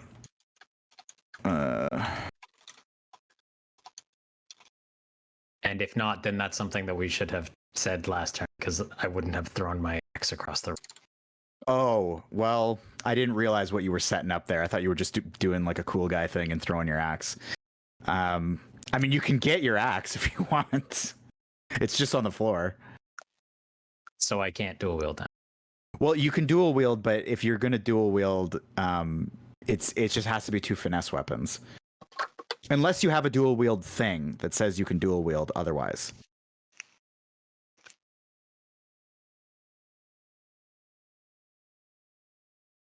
Oh my god. Mm. That's insane. Good to know. I didn't realize it was both finesse. Okay. Pretty sure I got that right. Okay. Oops. Is a rapier a finesse weapon? Is that why you said Hold that? shit up a little bit. It is, I'm yeah. not answering that question. I guess I'll just What do you take this mean? club out Okay. and swing this club. Club? Yes, the club of. Okay. Correctly. You do have flanking. Still attacking. That's with Ooh. advantage. That's with advantage. Oh man, there's so many. Hold on. misses. Shut the fuck Yes. up. Yeah. I need Yeah, to be sick. yeah. Bardic Inspiration. Oof. Oh, you have a D6 and a D4. Yeah, I know. Please, Bardic Inspiration. Do something! Let's go, baby! Okay. So it hits. The D4 is free, so it's 16. Oh yeah, it is free. Oh shit. Okay, you can describe it. Oh! Pog? Pog? Okay, I great. thought she would do more. I mean, I guess if she's on this thing, I'm like swinging across her hips and trying to break her in half. Roll a strength check for me. Let's see if we can do this. Come on, baby. I am attacking recklessly, so can I have advantage on my strength check? Sure. 14? Okay. So you swing across her hips, and your club just goes straight through the center. She's a very slender figure, and just that creepy bloody that creepy bloody smile just still on her face, and you rip right through her hips, and you see the bone shards fly out from her hips, and she just crumples in half over your club. It doesn't split the skin, but she literally just folds directly in half, and she is literally on your club, on the ground, totally crumpled in half and unmoving. What? Sexy. Gross. Okay, Mr. Roger. Now, can I attack, move, and then bonus action, or no? Yeah. Okay. You can do any number of things in any number of orders as fair. Okay. First attack, I'm going to, because I didn't realize finesse weapons can be dual wielded. I'm going to whip the cultist from the corner. You're gonna whip? Yeah, I'm gonna whip. Now there is, just so you know, the second weapon that you attack with, you don't add your proficiency to it. So you're gonna do a little bit less damage. Okie dokie. Okay, so go ahead. I have a reaction to his whip. Okay. You want to scan the whip? Nene? What? He said nay. Oh, Nay-nay. God. Jesus Christ. It's a good bit. Does a 15 hit?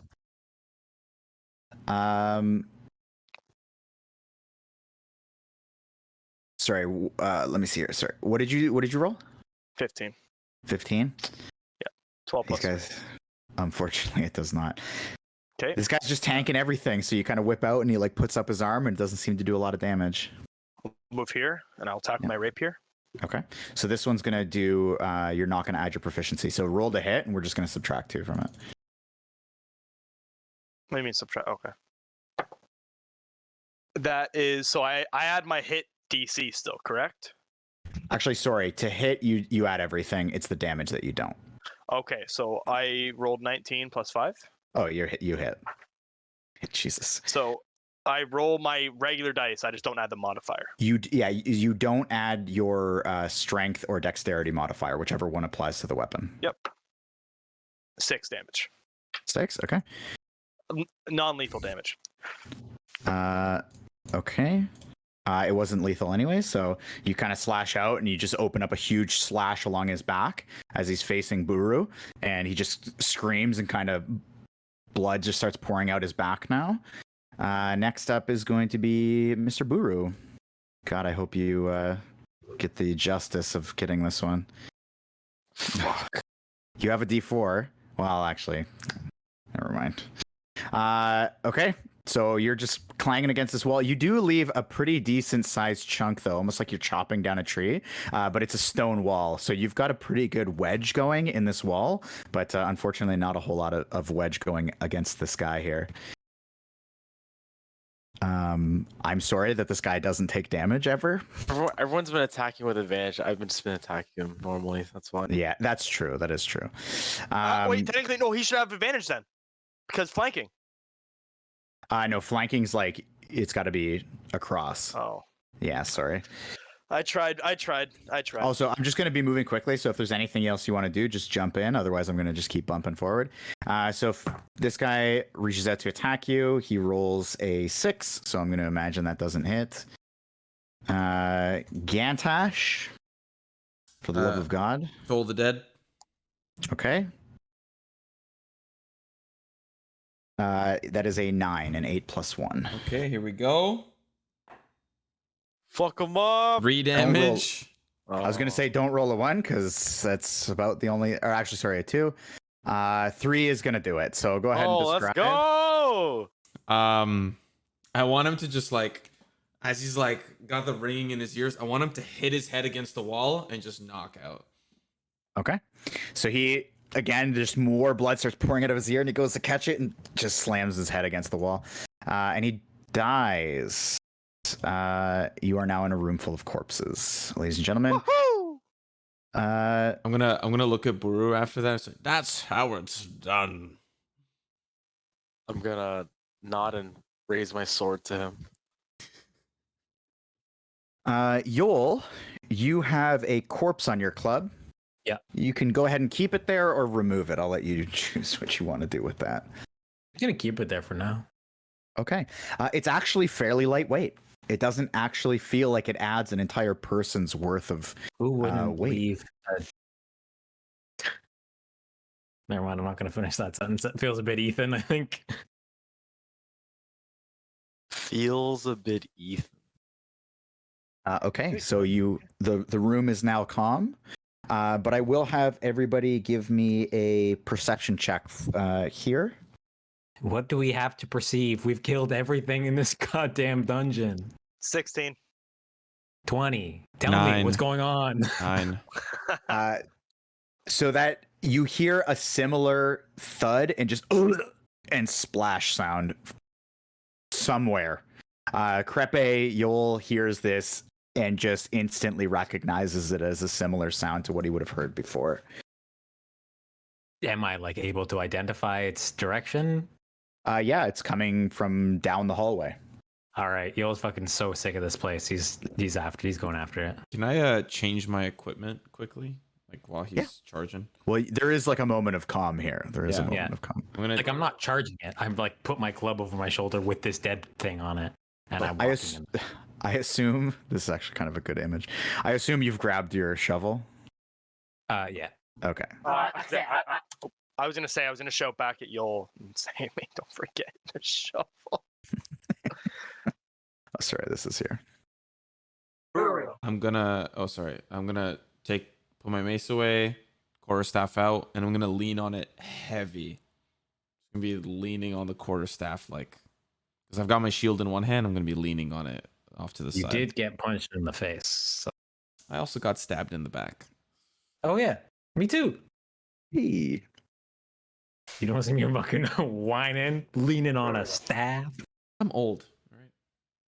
True. Will you assist me in opening this sarcophagus? I'm gonna sheath my great sword and be like, "Sure, buddy," and tell him to get on the other side. And Okay, so you're opening the sarcophagus. Together on 3, Buru. 1, 2, 3. Roll strength. roll strength. No, there's no strength check. You guys, I'm not gonna make you roll for that. Okay, so you are able to pull up the lid of this fairly easily. It actually doesn't even feel like it's made out of stone. It just kind of looks like it's made out of stone. And when you lift it off, you can actually see there's like the bottom of it is just some sort of wood. And inside, sorry, what am I missing here? Ethan is in on the joke now. Oh, I see. What kind So of I wood? went like this, and I'm like, Oh. pretending I was gonna ask, "What kind of sports are made out of then?" Okay. I'm glad you're in on it now. So the bottom of the lid is just made out of some sort of wood, which makes the lid a lot easier to lift off. Inside, you can see the inside of the stone sarcophagus is also lined with wood, and it's a lot cleaner looking. Like it looks like it's a lot better taken care of. Inside, you actually find one blackened mace, which is very similar to the ones that are kind of strewn about the room right now. You see several arrows. There's about 30 arrows inside.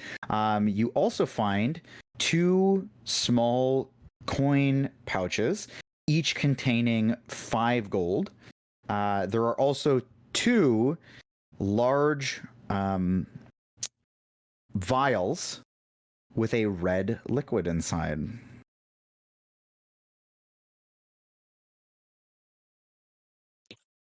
Buru, do you mind if I take the arrows? Sure. Do you want to You do split mind? the... What? You do mind? I asked if you mind, and you said yes. You said sure. No, you can take them. Sorry, I don't need arrows. Oh, okay. Thank you. I'll scoop up 30 arrows. I kind of hobbling on my staff. I peer into the sarcophagus, and do I recognize what these vials are, or like can I?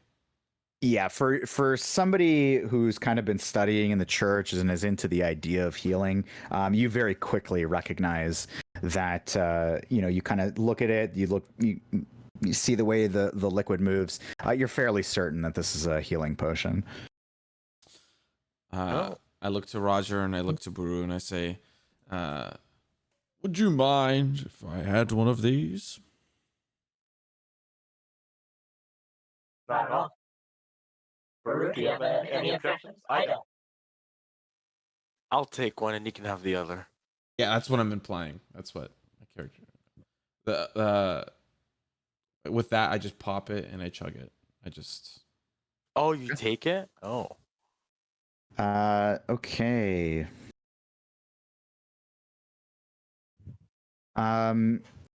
You're gonna roll 2d4 plus 2. 2, 2, 2. So 6. Oh, sorry, 6. So the liquid runs through you and makes you feel nice and warm, and the wound on your back seems to feel nice and tingly and ends up sealing up magically. For purposes of adding some inventory, is it just a potion of healing?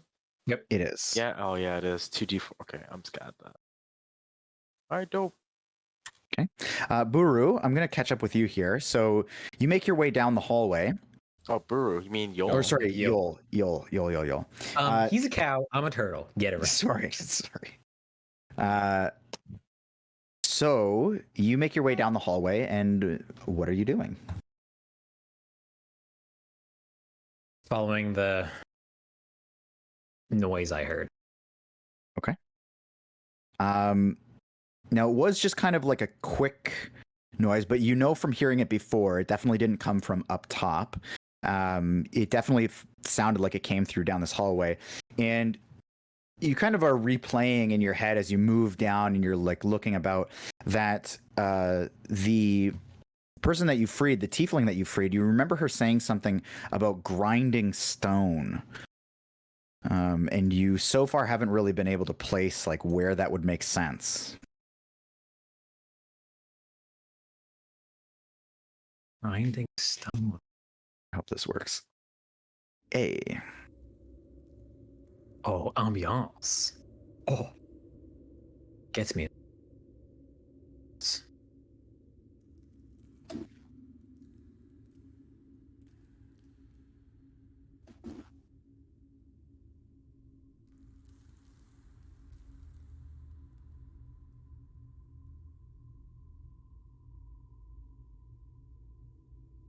You're waiting for me. I thought you were giving me more information. No. I'm just replaying. So you can move, you can go wherever you want, and I'll just kind of follow along with you here. Right. And so I have identified that it's not up in this region. Yeah, so when you heard it earlier, you rolled that nat 20 and you could distinctly hear that it was coming from this direction, like to your left here. And I'm gonna. Okay. Is there anything wonky with this corpse? I will not make you investigate it. You just kind of briefly look through it. There's nothing really particular on him. He looks very much like the other cultists that you've been slaying. No, I think mostly Yoll's looking for is it as bloody as it was when we left him? Or trying to think of was there a blood ritual or something that summoned this fucking weird blood? I see. Not from what you can discern. You were involved in this guy's death, and you do not nothing seems to have changed about him. You killed him pretty thoroughly. Yeah, I mean he's decapitated. Still going up.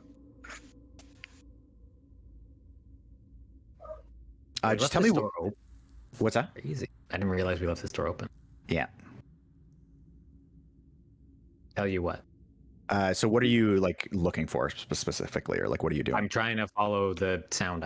If I hear Okay. What did that? Given the nat 20, seems about right. You're thinking back to where you've been. You're kind of giving yourself a visual layout. It clearly didn't come from here, and you're remembering she said that it came from outside this door. So you know that it's somewhere between the corpse and here that she said it was coming from. Between this corpse and here. And where she was, the room she was in. So it's definitely on this side of the door and between the corpse. Or on, this side of the corpse from what you heard.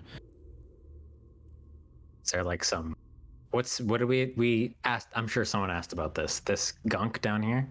That is similar to what you've seen before. It's like a tunnel that's not quite finished being dug out. So there's just a big pile of rubble coming out from the ceiling, and it's just very roughly hewn stone. And the corpse you keep referring to is this corpse? That one. The one right there that you decapitated. Because you heard from the other room it come from this direction. You know that it wasn't right there. So it came from down here somewhere, and the lady said that it, or the tiefling said that it was outside of the door she was in, so it has to be somewhere in this range. I'm like putting my ear up to the wall trying to hear stuff. Like I don't really know. Yoll doesn't even really know what he's looking for. He's just trying to hear sound. Sure. So give me an investigation check.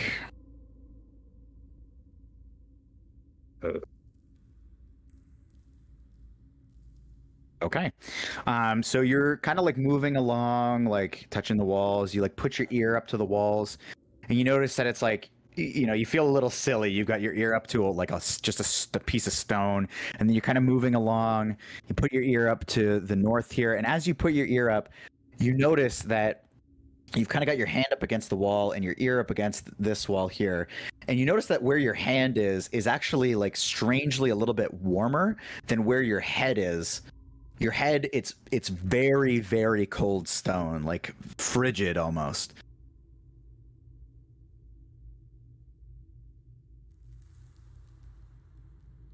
Okay. And sorry, where is that? That's in this corner here? It's up top from where you are, like so just north of you, and your hand is kind of like here, and your head is kind of here. I guess I'm looking for any signs like the secret door that we found way like super early in the dungeon. I'm looking for signs of I guess infrastructure of that. You know what? With that kind of piecing together, I'm not even going to make you roll for it. You see a very similar, like just a very detailed look. You can see, even though it looks like a perfectly flat piece of rock wall, you do get your head up close with your ear, and you see there is a seam along the wall. And you notice the same thing in the corner. I've committed that to memory, and I'm going back to the peeps. Okay. Let them know. Now for you guys, while he's doing that, is there anything else you guys are doing? I will grab both pouches and throw one to Roger, and if he catches it or not, it's gonna hit him in the face. What do I roll to catch? Give me a dex.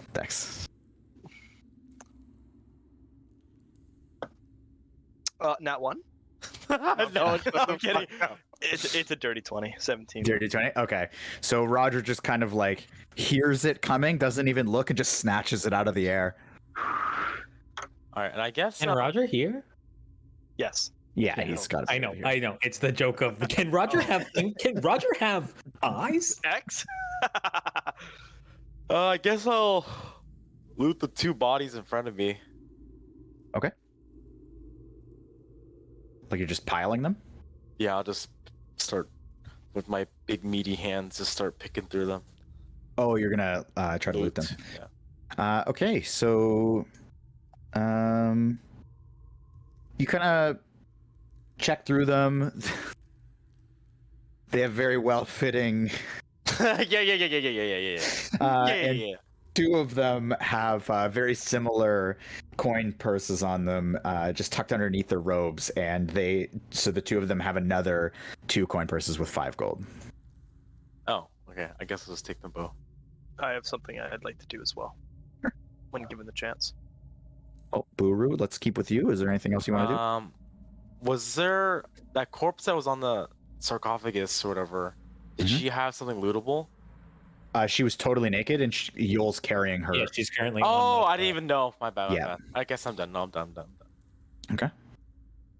I'm gonna approach Silas and Gantash, and just place my hands on like their shoulders. Are you guys okay? You guys fit? Fit and fiddle? I'll survive. Doing fine, thanks, Roger. I'm just gonna nod my head, and I will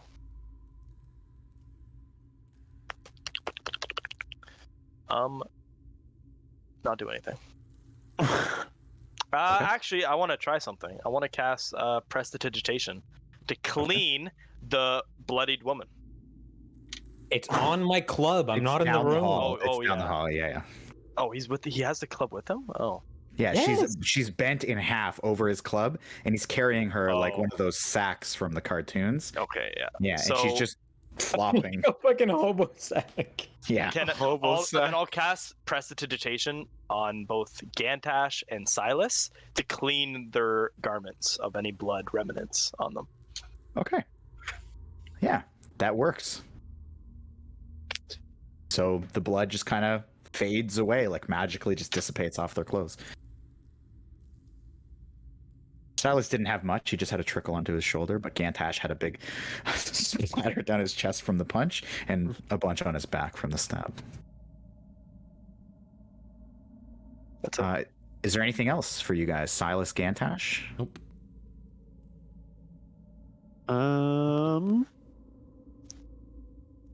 Buru, are you almost done over there? Do we know where that all sound came set. from? That So sound. are you asking me? Yeah. Like, are we still aware that has any noise? I was kind of in and out a little bit. My wife just got home, so I'm Yeah, just so wondering My if wife. noise has happened since then. So you, let me just see here. What did you? You would roll at the up? very least know that I left to go find. You actually- went to the next room, right? Sorry, Silas. You did hear it too. with I your did hear it. 18. Yeah. Yeah. So we just know that. Yeah, and it's not. And Yoll went to the next room, but we don't know what he found necessarily. He was just coming back. Okay. Actually, I want to hand Gantash a book that Roger gave me. And it's this one. I'm just gonna send it to Simo, but it's the purple book with the rune on it. I don't even know if I can book. Oh, maybe. Well, I'm gonna hand it to you anyways. This is what is in it. I don't know if you'll know that right away. I don't know how that stuff works, but that's the book I handed you. Oh, thank you, Silas. Where's this from? Roger gave it to me, and I can't learn this many. I can't learn too many spells at once, so I thought it might be of use to you. Oh, thank you. Take the book and put it in my inventory. A quick little skim, you would notice that. I mean, in all of your studies, you're very well equipped to recognize that it is a spell book. You know that it is very useful for wizards, specifically, but and you can't necessarily read the text. It's like the text kind of shifts and change, and it's like runes to your eyes. But it's still, it's, you know, as much as you would enjoy knowledge, this is still like a cool, like, it's a cool book. Yeah.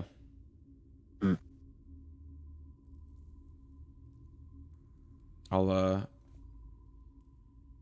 just, like, as I'm putting it away, just kind of have like that moment of realization, like, oh, like as Silas like turns away and like starts walking towards the door, I'll be like, well, I can't really use this, Silas, but I'll keep it. Might be able to sell it. I have no use for it either. I'll just nod. D&D Beyond says it's worth 25 G's. Ooh. So Yoll is coming back right now. Yeah. So we'll skip over to Yoll. So Yoll, you're. Oh, you've I had one last thing, but Okay. No, go ahead. I just wanted. I already asked Buru, and then I wanted to cast Prestidigitation on Buru to clean off his garments. Okay. So he Anyway. primarily just has. He doesn't have a whole ton of blood on him, as he just kind of took bludgeoning damage. But you know, any little dirt that was on him, he's just nice and fresh and clean. And everybody, all three of you, just kind of get the like putting on drier, fresh clothes. That feeling just kind of hits you. I'll turn to Buru. I'll say, Did Roger do something? I don't see a difference in your garb, Buru. Looks like you hardly broke a sweat there. No, just a little dent on my chest, but it's okay. You'll get him next time, big guy. Yeah, you got him for me. That's all that matters. Gantash, I wasn't able to process whether or not that was a slight at myself or Buru. Well, we'll keep processing. Process. I'll just salute. Maybe more power to your processing. Yeah. Someone overclock me, please. So at that, Yoll kind of steps back in. You see Roger saluting, and everybody looks really clean. What the Can I fuck's cast going on in prestidigitation here? as he walks in? Sure. I'm filthy. I'm I'll fucking half dead, covered in blood, my own, and this Maybe I should thing's- cast it with you. Like, well, As he walks in, I'm gonna welcome him with open arms. Say, "Welcome to Bane's Dry Cleaning." Oh my God. what did you find, Yoll? Well, you guys were fucking taking baths or whatever the fuck you were doing. I found another door. Oh, So tidy up Well, and let's vamos. Let's go. Yoll, just for clarification. What language is Vamos? We didn't have baths. I just cleaned everybody up so that way we look presentable.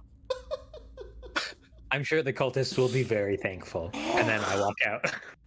it's elfish. It's elfish. Oh, okay. I was gonna ask. No, it's Okay, Aquin. elfish, Actually, elfish. it's Aquin. It's celestial. As Yoll turns to leave, club over his shoulder, just the corpse just kind of flops behind him, and he just carries on. Did my prestidigitation not affect that as well? So I casted it on Yoll. Oh, you're casting it on her too? Yeah, I want to see. Let's see what happens. Sure. Oh, So you no. cast it on Yoll, and it all kind of removes, like, all his clothes get nice and clean, his shell gets cleaned off. You cast it on her, nothing happens. She's still Okay, dripping thank with blood.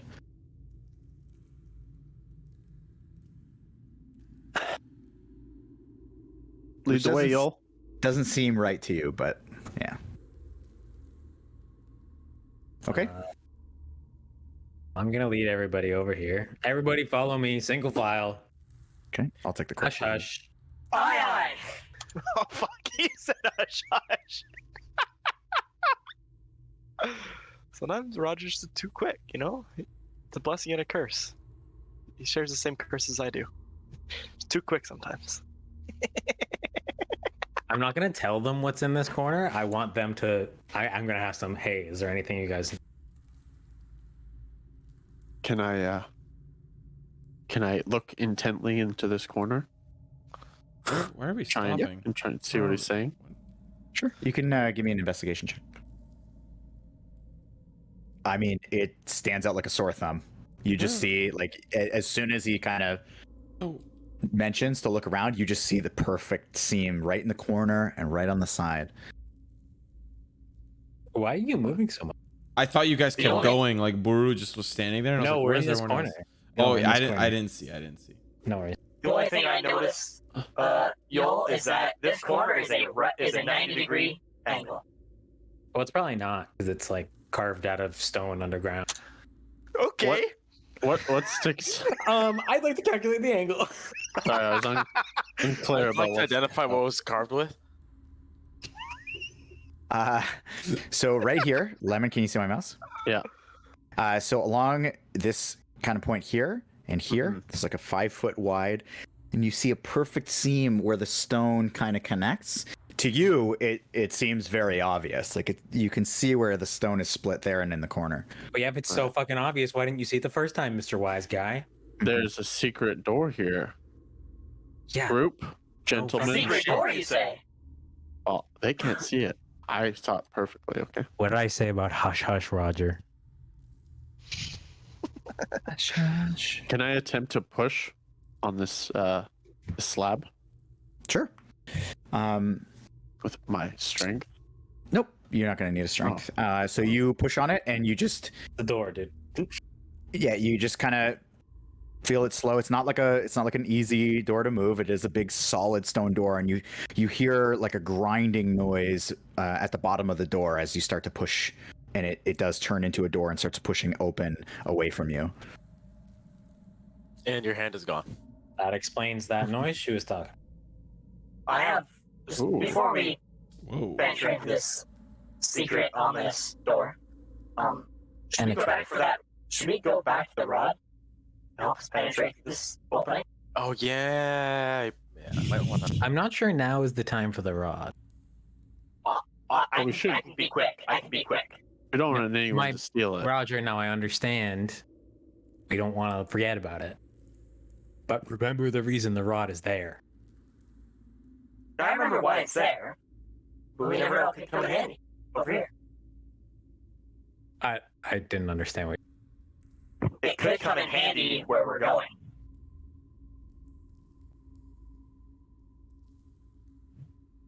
Should I open the door? Fine, These go are get the locked. fucking rod, whatever. So, Oh. Does everybody agree? Oh my god. Just go get your Gantash. rod. go get it. Okay, I'm gonna go get my rod. Or I'm gonna go get the rod. It's Okay. actually my rod. I lay claim to it, but Help! I'm stuck in a wall. Help! I got you. Oh, thank you. Daddy, wait, help! what? Daddy. Daddy, chill. All right. Justin Trudeau comes running into the the door's closed on me. What's Can happening? I? I can't open the doors anymore. They're locked. What doors? The doors you put 2 doors Yeah. on the map. Yeah. What's wrong with it? They're locked. They won't. Oh wait, you can't mean, get it's through? Drag, Whoa. mouse, through. drag with the mouse. Not Drag through. with the mouse. Oh, you're trying to close it. Yeah.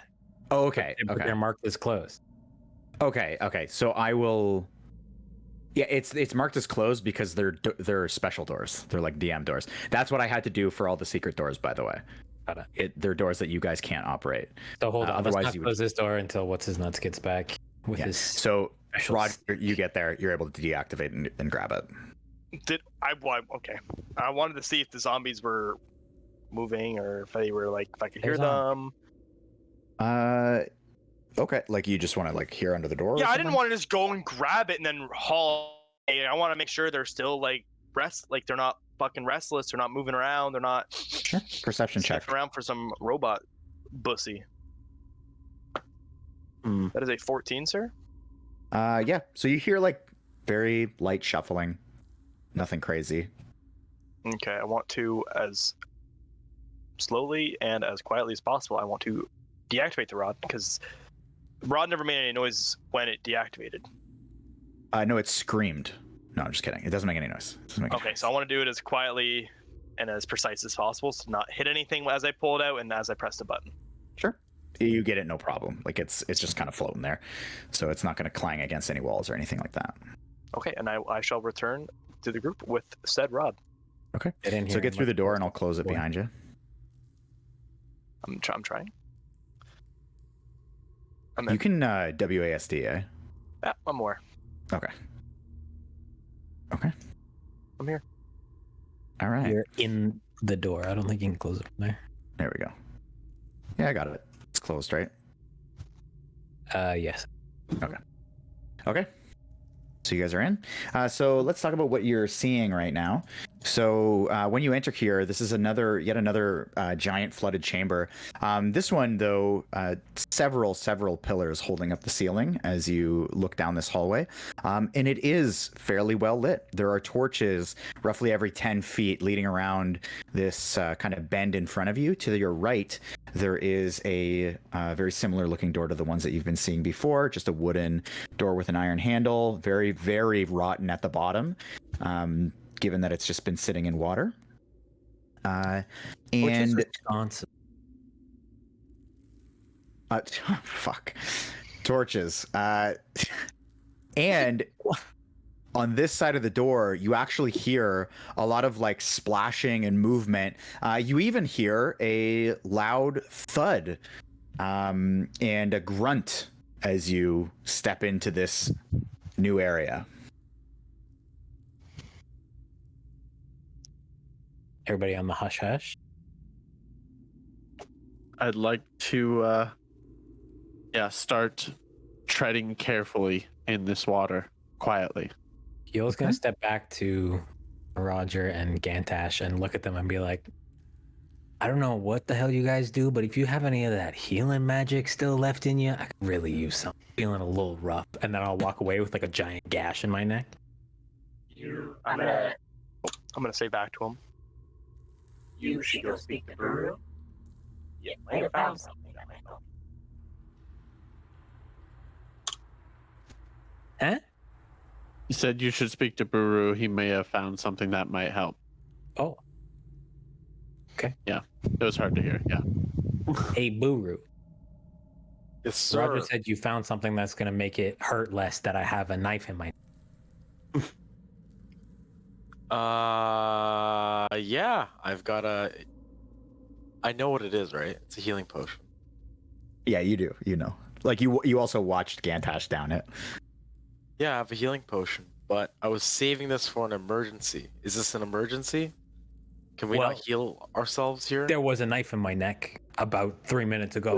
I will call that an emergency. The spirit of Finnegan flows through his vocal cords. Well, what I'm saying is, there was a knife in my neck. That's such a good voice. I love it. I mean, All right, I can you also use some fucking healing, but I can give it to you. Fine, drink it yourself. I don't give a fuck. Okay, Jesus, all right, I will. Greedy bitch. I was just, oh god damn, okay. I didn't know turtles have periods. Wow, Jesus Christ. Just to be clear here, Yoll, are you taking the corpse with you? It's a really difficult decision because I want to very badly. So I am gonna, yes. Okay. Okay. Okay, so you take that with you. And I heard somebody say they're going to tread carefully here. Yes. Okay, go Yes. ahead and roll that. Yep. Yeah. Roll the stealth. And anybody else that's joining him, like you can see that he is going to attempt to start walking. I will. I think Bless probably hasn't expired yet. If I had to guess. Plus is Yeah. only No, attack and saving rolls. It's attack and saving rolls. It's not skill checks. No, that's guidance. Wow. I'm just fucking jumping into puddles. I'm just fucking like a 12-year-old. Same. Uh-oh. With my rubber boots. Okay. So everybody kind of like starts to like, get into it. Like they start taking a step. Silas, you I'm just move kicking forward. up the water. And you just stub your toe on like this lifted piece of rock underneath the water that you just don't see, and you just start flailing forward. You take like a good 6 steps and just splashing the whole way. And then everybody just kind of freezes. And you just kind of let down your guard a little bit because if there was any noise to be heard amongst you guys, that would have been the one. Okay. After seeing that, Yoll is going to take out a javelin and just like ready it to huck at at anything that like rounds the corner. Okay. Where did we say we heard the noises from? Was it down this passageway, like to the right, Yeah. or to the up, left. up, To around? the left. This door. Can I tell which way it opens? Yep. This is It the opens main it. question. It opens into you. Into me. Yeah. Gonna grab the rod, put it through the handle, and lock it. Cool. The Reaper rips the door up. But the bar doesn't move. Yeah. Regardless, the bar does not move. He's got a wide grin. I accidentally opened it. I'm You can't sorry. open I did it. not mean for that. I didn't mean to. There's a bar in front of it, dude. The door is now secure, everybody. Secure that door with the rod. Silent crash. I'm gonna turn to Silas and be like, I say hush hush so he doesn't talk as much. This is your fault. And then I walk away. Okay. So again, very well lit, almost in like a religious kind of like the way a church would be lit, just like very perfectly placed torches. And as you round this corner here, so you guys are just moving forward, I take it? Yeah. Okay. So as you round this corner here, the first thing you see, unfortunately, Yoll, I'm going to move you up just so you can see. So the first thing you see, everybody go where Yoll is for a second, just so you can see. So the first thing you see laying in the water It's so laggy. is actually a floating corpse. And even from where you're standing, that whole room in front of you is very well lit. And you can see that the corpse has a wedge-shaped dent straight through the top of its head as its head is kind of pointed towards you guys. And it looks very similar to the cultist that you've seen, but it's dead and laying there. What you also see is described in this book here.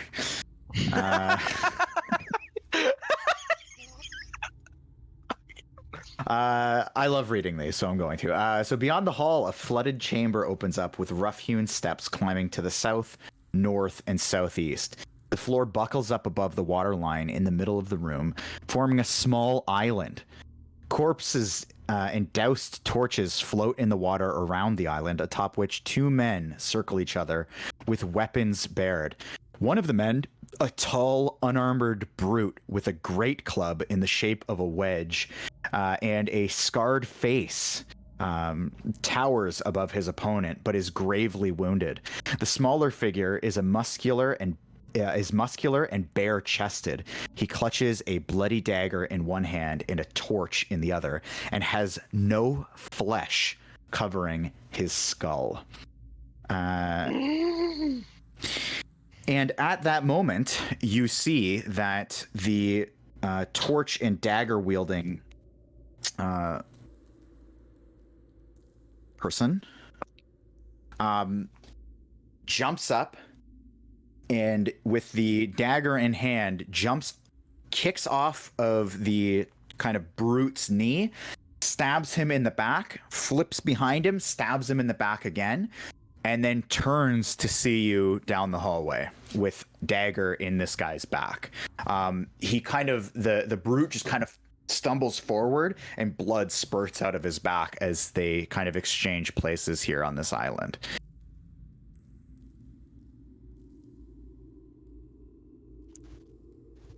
Oh, So I they've see. seen us. The skull, the bare skull person has seen you and is stabbing this guy in the back. Well, I mean, I did say I had a javelin ready to huck. You do. So feel free to so check your distance here. Just make sure that's good. Yeah, it's 7 feet. Okay. So maybe you Feet. yeah, and I'll say you still have an angle on, well, let me see here. Well, why don't I just stand You right? see him? Sorry. Oh, Go ahead. okay. Go ahead. Wait. I'll let These you get fucking pillars are. I'll let you Yeah. catch an angle. Okay. So you tell me where Before you're you throwing throw it. that thing, Mhm. did you identify? I don't know. The information the DM gave you. Did you get all that? Yoll? I mean, I'm talking mean- to Yoll. Because, like, you throw that thing at something we're not supposed to be attacking, just adding to the fire. you think there's anything down here that we're not supposed to be killing? He just explained a certain situation that's very interesting. Well, we're looking at a certain situation that's very interesting. And that's what I'm saying. I guess what I think she was trying to say is like think a little bit more. Yeah. Or Think a little bit more. instead of just attacking the dude. But I mean, if your character wants to attack, then Yoll fine. doesn't think. Yeah. Alright, Yeah. sure. He Yeah. was prepped to throw before he turned the corner. I to be don't fair. pay attention to risks of the situation. Never tell me the odds. That's a Star Wars quote! So just tell me where it's being thrown before you do this.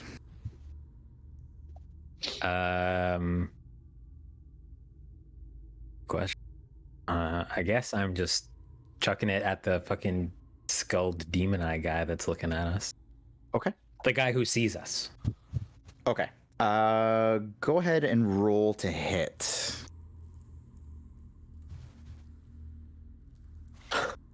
Hey. Oh. Wow. Ready, Okay. baby? Yeah. Go ahead and roll damage on it. Whoa. That's my Holy shit. Okay.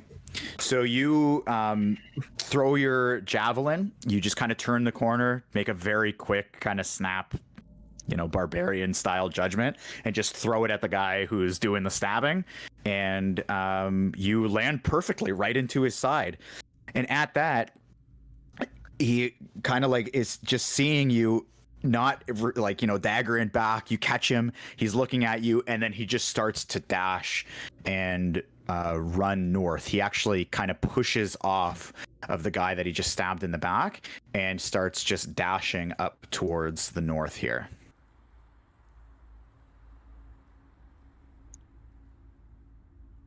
Yeah. Okay. And so he dashes off, and from here, I will let you guys kind of Feels choose what you cool do. as hell.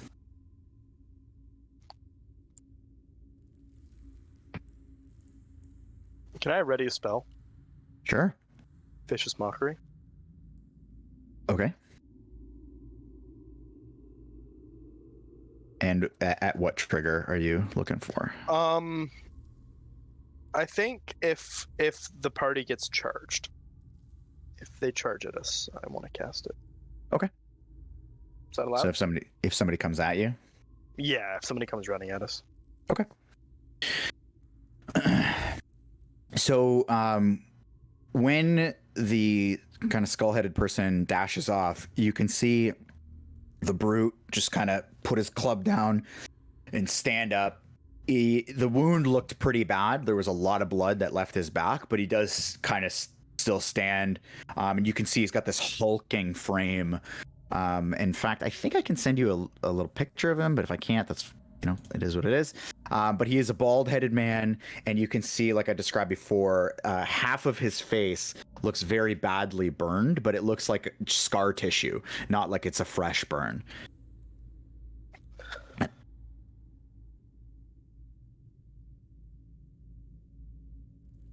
Yoll's walking forward. He's moving forward. Okay. Like club in hand still? I guess club over his shoulder. No, he's he's pushed it down onto the ground my to help him club. up. Oh, yeah. With the corpse still on it. With the corpse. Like as though I could very easily at any moment just Okay. Buru, go ahead of me. but also mildly. Where is Buru? Oh, there he is. He has not Oh, seen you were under the corpse. Sorry. Okay, so when you guys make it to about 10 feet, he kind of he kind of like shakes his head out of it and like hears you guys coming as he's just watched his opponent dash off, and he turns to you guys and he just says, whoa, don't come any closer.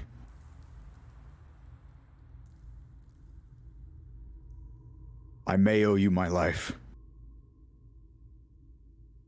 but do not come any closer. Who are all of you? R0-GR at your service!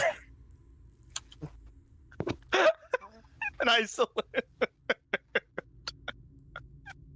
And my service, eh? I suppose it's not Mother who sent you down here. Who are you? That doesn't explain anything to me. And then he sees, he looks over at Yoll and he sees your badge is still presentable, right?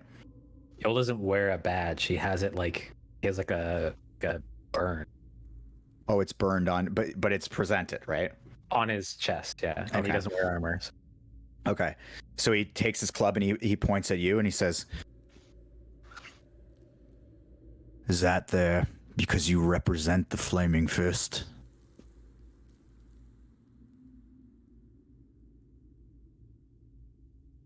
Sometimes I do.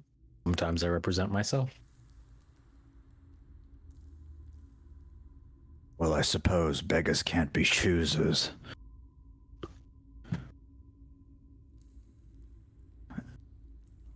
And what are you doing here? And then he looks at the corpse on your club. And he actually like lowers his club, and you see his shoulders kind of drop. They don't drop very far because they are big, thick, like brutish shoulders, but you see him kind of relax a little. He says, "Are you here for things like that?" We're here for things like that. Who are you?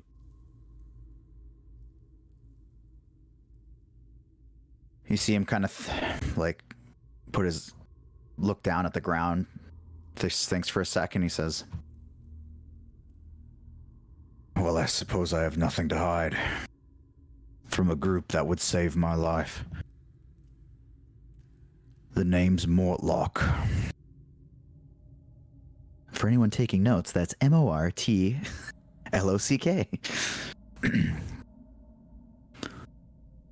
And,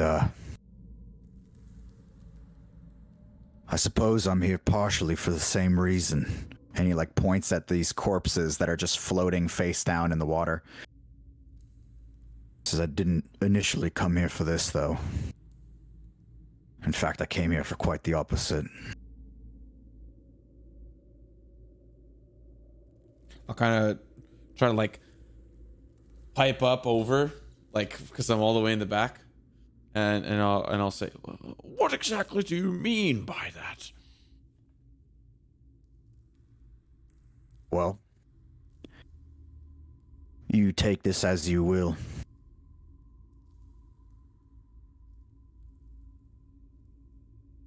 I'm here to deliver payment to the cultists on behalf of my mother. But it turns out I was brought down here for a different reason than just payment. They brought me down here to assassinate me. My own mother. Twisted, isn't it? It doesn't sound very lovely. Who is your mother?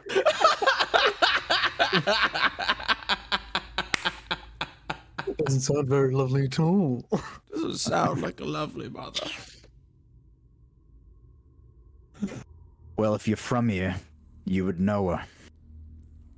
Her name's Thalmara. Does that ring any bells? I think it does for some of you. Oh.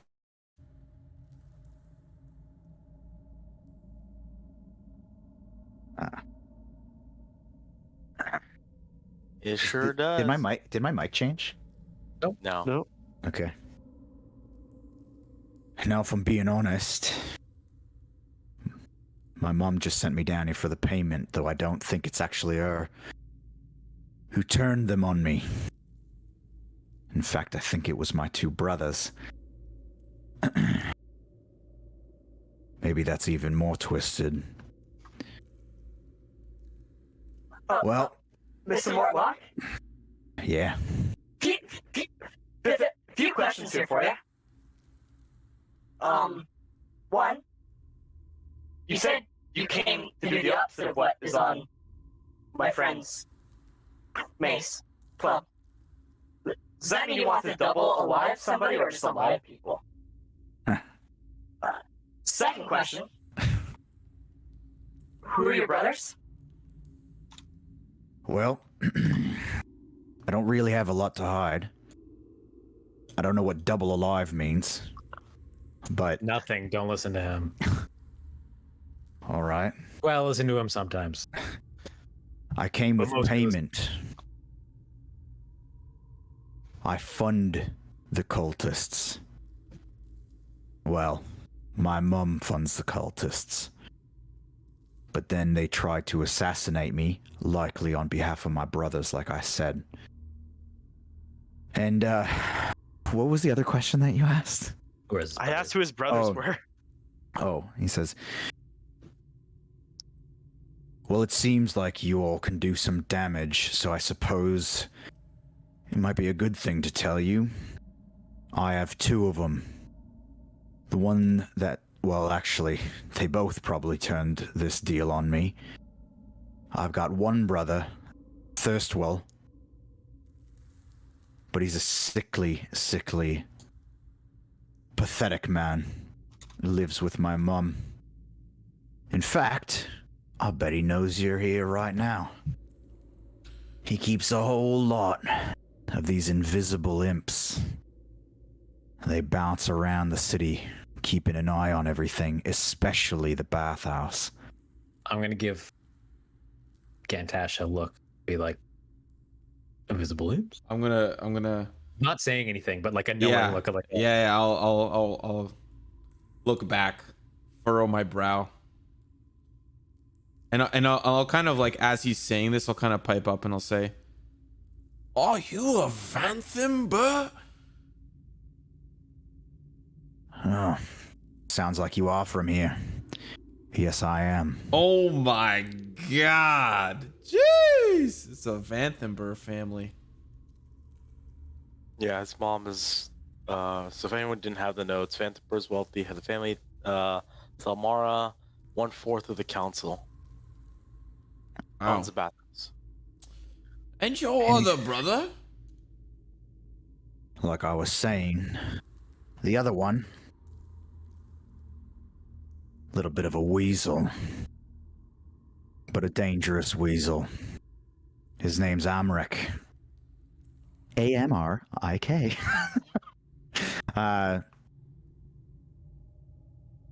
And he operates a money lending business for himself, does quite well out of the Low Lantern. Anyone who is from Baldur's Gate or spends a long amount of period of time here would know that the Low Lantern is an establishment, serves booze, a little bit. It's kind of a mix between like a slightly shady place, but also at times can be like a higher end. They hold like more bourgeois events there, but most of the time it's kind of a shady like back alley kind of place. But it's on a boat. It's actually a merchant vessel that's been turned into a permanent docked bar, basically. Boat? Did you say boat? It's a boat. Silas? Boat? Boat? And he says, and he, like as he's kind of talking, you see him kind of like looking down. And it's like he's kind of like drawing conclusions as he's like kind of thinking about stuff. He's like, "Look, while I'm telling you about all this, I'm just gonna tell you everything. I'm not staying in Baldur's Gate, not one more night. My mother, she was the one behind the disappearance of Ravengard." Y'all remember Ravengard? Yep. Okay. The guy who was the melter up. And he says, and if the rumors are true about what happened to Elturel, then you can be damn sure Baldur's Gate is next. And it's not far behind. Not to mention Ravengard. He's suffering a worse fate than death right now. Much worse. And my mother was behind that.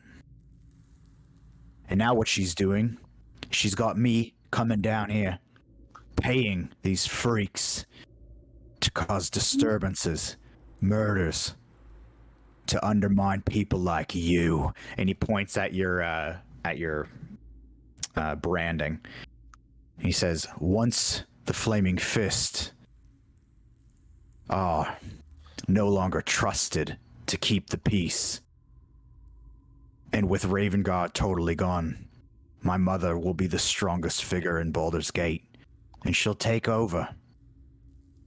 And nobody's gonna be here to stop her. And when she gets her way, Baldur's Gate's gone.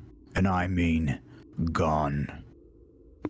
Did your mother caused the incident in Ilterel. Why are you talking like that? It's that accent transfer. Yeah. I can't keep it consistent, but it's fine. That's solid. Well, look, I have no choice but to believe the rumors. And if she sent Raven God, and she sent him, then I have to assume she's partially, maybe entirely behind that, yeah. Wow. Fascinating. And he kind of looks at you. Actually, he's going to insight check you. And he crits. Go ahead. Oh my god. And he kind of looks at you like the way you're saying that. He says, hold on a minute. And he looks at your garb. And he says, you from Elturel? Spent many years there. Priest of Torm. Under... One sec. One sec. Gotta go to my note. Under Thavius Krieg.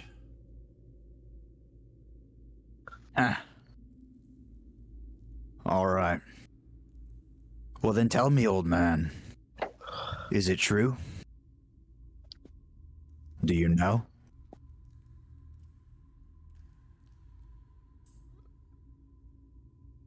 I don't.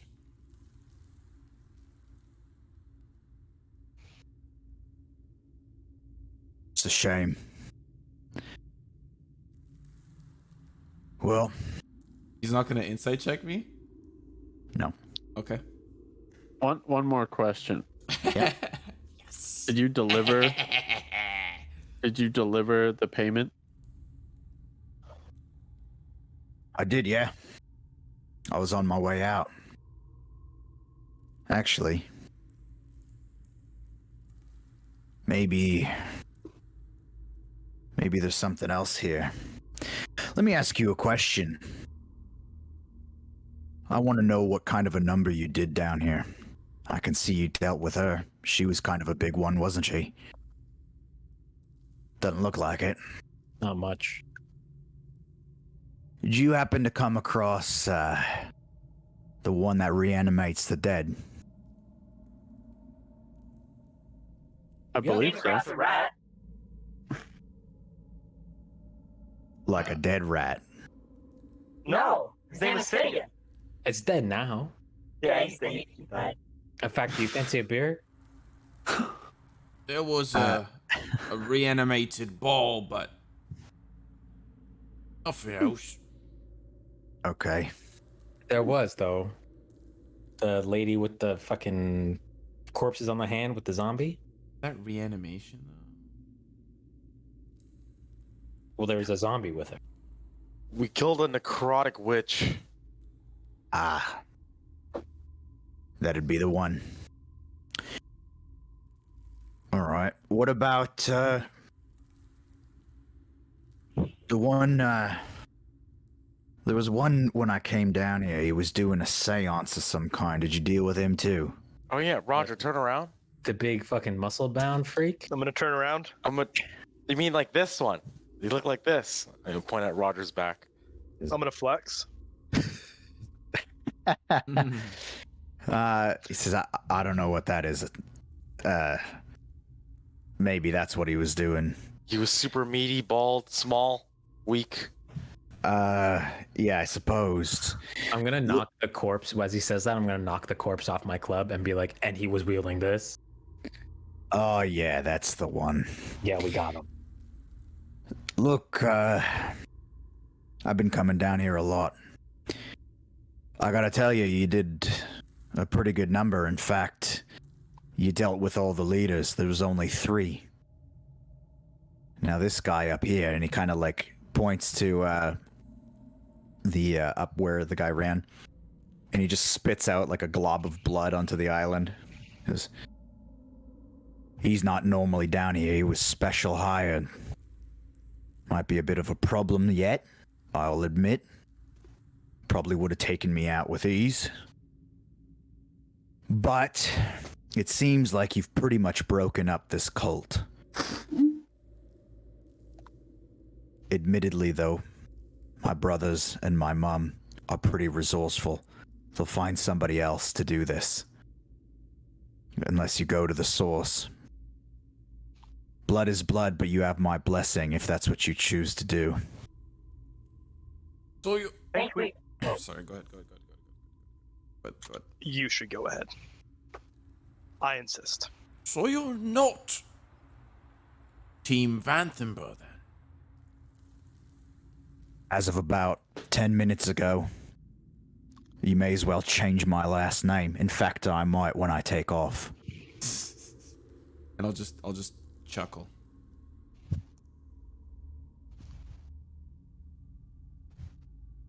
Can you tell us any? Tell us where they might be, or any helpful or useful information on how to, Well, start our operation. my mom, as you can imagine, lives in the upper city. Thirstwell, piece of shit, lives with her. And Amric, like I told you, most nights he's over at the Low Lantern, running his money lending scheme. You deal with him, you're gonna save yourself a lot of trouble. He's the one who coerces everyone down here, turns them into cultists. You know, it might not be down here, like I said, but it's gonna be somewhere. My mom is power thirsty, and she's gonna get what she wants. Master Mortlock. Oh, sorry. I keep interrupting. I'm so sorry, Simo. Go ahead. No, you sound. This is the second. No, you can go. I'll go after. I'm gonna approach Mortlock. He said not to. He's a little more relaxed now. He's a little bit more relaxed. Master Mortlock. I understand your disdain for your family. After what they've done to you, I think you have just cause for so. Now, you said your mother is power hungry. Do you not crave such power? No. I just want to survive. And there's no surviving in Baldur's Gate. You're doing a piss poor job of it, and I'm going to point to the knife back. You got a little bit of a mouth, Please, but I please. suppose you're right. Little mouth. It's kind of like a beak. I don't know what it is. I'm going to elbow Buru in the gut. Piercing damage. Well. No. Master Mortlock, wouldn't you want to get revenge against the people that betrayed you? People that you thought were family? People that you grew up with? That you loved? But wouldn't you want revenge on what they've done to you here? He kind of like mulls it over. Roll a persuasion check. And wait. Do you want to know what you have to beat? Yes, I do actually. It's a 14.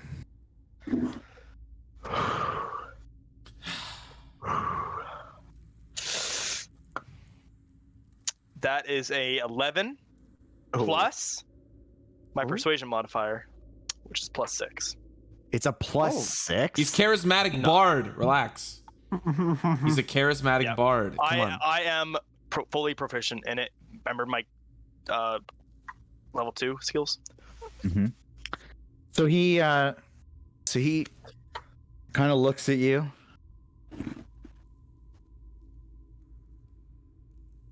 And he like looks at your group. And he primarily looking between like Gantash and Buru and Silas and Yoll. He's looking between. He says, "You know, this one kind of makes a little bit of sense, actually. I wouldn't mind getting my hands around the throat of that Amric. But I'll tell you what, I am not going back into my own home." No one asked you to go back into your own home. No one asked you for anything. I'm only asking you if you want revenge. You know what I do? I want to reach my hand out because he's like kind of kneeling down, right? No, he stood up since then. He stood up. I want to reach up my arm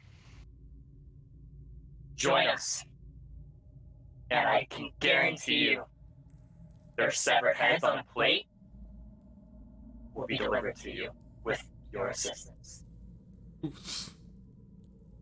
And I can guarantee you can help us cut their heads off. And he kind of holds up his club, which is a little bit strange looking, by the way. It is basically like a big, think of like Pyramid Head almost, like the big sword that he's got, but made it of wood, like just a big giant wedge. And he says, "That's a mighty fine offer, and I will take that, but only for the one brother. Like I said, they are not going to let me into the upper city, so I'll assist you. And if I get my hands on that brother, Amric, I'll take his head off myself." Deal. But what if I could tell you that we might know a way to get you into the upper city? I'm not going. Amric is not in the upper city, so don't worry about it. Mortlock, one more thing from me. Didn't shake my fucking hand. What a jerk. Oh, he did. Oh, Yeah. Sorry, I forgot to say that. He did. We've seen the Vanthenburg estate. Is that where Ravengard is being held? No. He was convinced, coerced, against his own will, to go on some sort of peacekeeping mission. You should have heard my mother. Every day, for weeks on end. Go on this day specifically. And then the rumors start shortly after, and he never returns. So he went to Elturel. And like I said, if the rumors are true, then his fate is much worse than death.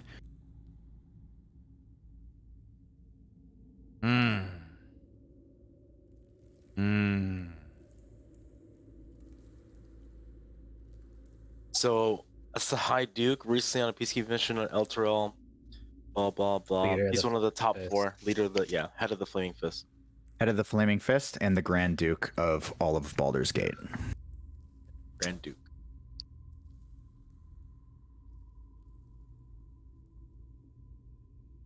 So I'll help you for my own needs. And that's my brother Amric dead. That'll satisfy me. But if you came down here to stop this cult, there's more of this coming.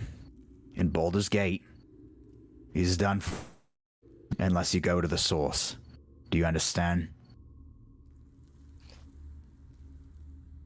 go to the source. You got her.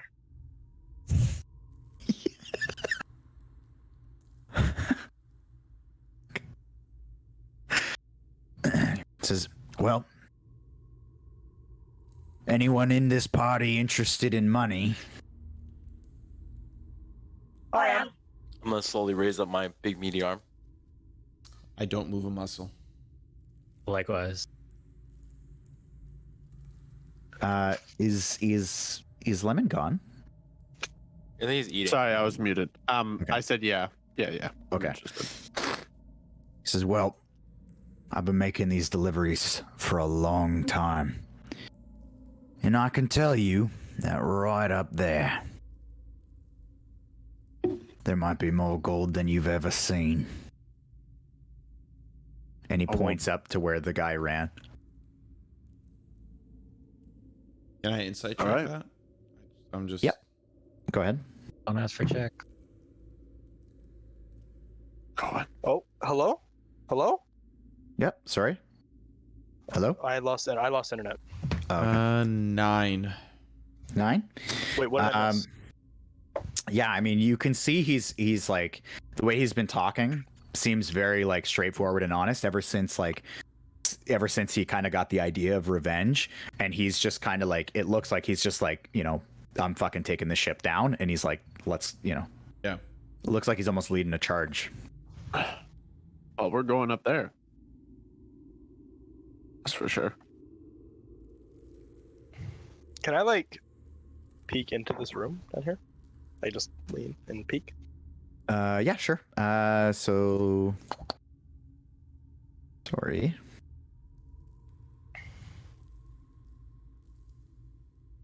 I'm a dumbass. Sorry. I'm super stupid.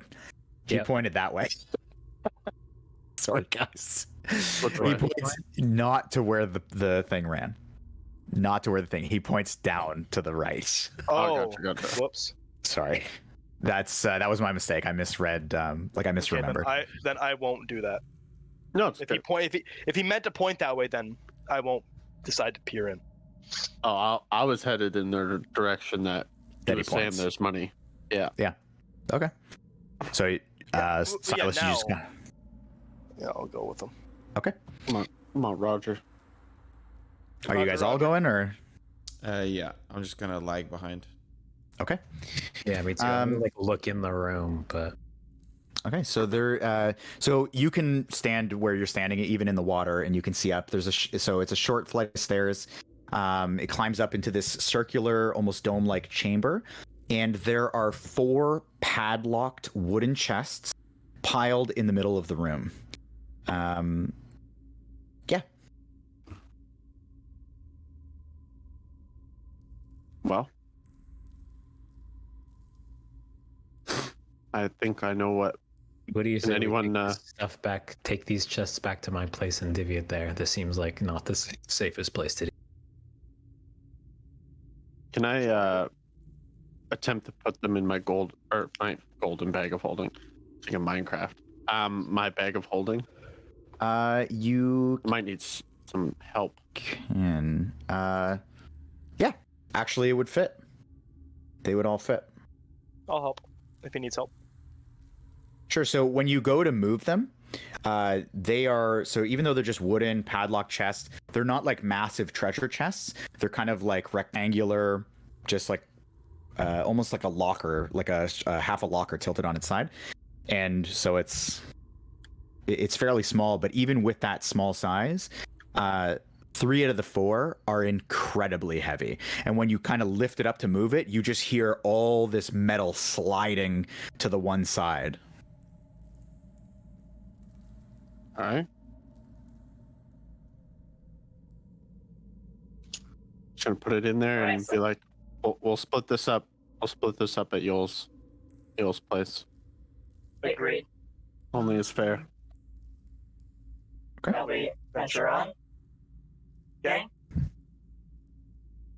I think we should make sure nothing is left breathing. This As I pick those up, can I inspect the room if there's anything else? It's very, very obvious that there's nothing else there. There's a torch in the back of the room, lights the whole thing up. It's just a quick glance and you can see it's fairly empty. Okay. Alright, gang, I'm gonna be right back. I'm gonna go grab the rod again. You'll be quick, but fast. Okay. Can I just? I'll just run and go grab it. Yeah, you got it. I won't make you move. So you're able to run just down there and get it. It takes not very long. how fast is his running? Do you really want to know? No, I'm not looking for a stat. Don't I'm tell like, me he's you got are like a 300-pound robot Tell me He he's moves- got a who's Keemstar spent the last soundbite. 2 hours standing in the water. Fast as He's- fuck, boy. He high knees it and he's pretty quick. Yeah, I don't have lungs. I can go forever. He says, "Well, Not the most aerodynamic. Was that rod one-handed or two-handed? Was it versatile? Not a weapon. which The movable rod. yeah, it's much smaller than a regular weapon. It's like, well, it's 4 feet, so it is actually, I guess it is pretty." It's not a weapon, but it can still block things. No? Sure. Yeah, exactly. Yeah, that's what. And I mean, you could use anything as a weapon. Realistically, I would just have to come up with a stat for it. You see what I'm saying? Yeah. I think it could be used to block probably a lot of things. Okay, so what are you guys doing? clearing out the rest of the cave, killing everything in sight. Okay. We will follow your lead, Master Mortlock. Says, well, if I'm being totally honest, I'm not feeling so hot to be in the lead here. How's about one of these big boys gets up there? And he actually points to all three of the heavy boys. The heavy boys. All right. Buru or Yoll, would you like to take the lead? I'm just going. Okay. I'll stay with you, Master Mortlock. You can. Make sure you get out of here alive. I appreciate the flattery, but you can cut the master. Do Okay. my programming. Do my best. Right. Well, then let's get it done, servant, I suppose. Please call me Roger or R0-GR. All right, Roger. Let's get this done. Yoll has readied Okay. You've readied, sorry? another javelin. Okay. Okay. So you are going up? Going up. Okay, feel free. So I'm gonna get everyone in the room just so they can see. That way I'm not, but you are in the lead, Yoll. So I'm gonna back everybody out in their previous order. Okay. So this is this is what you see. Burned torch stubs litter the floor of this hall. The western end of which is occupied by 3 6-foot-tall painted wooden statues.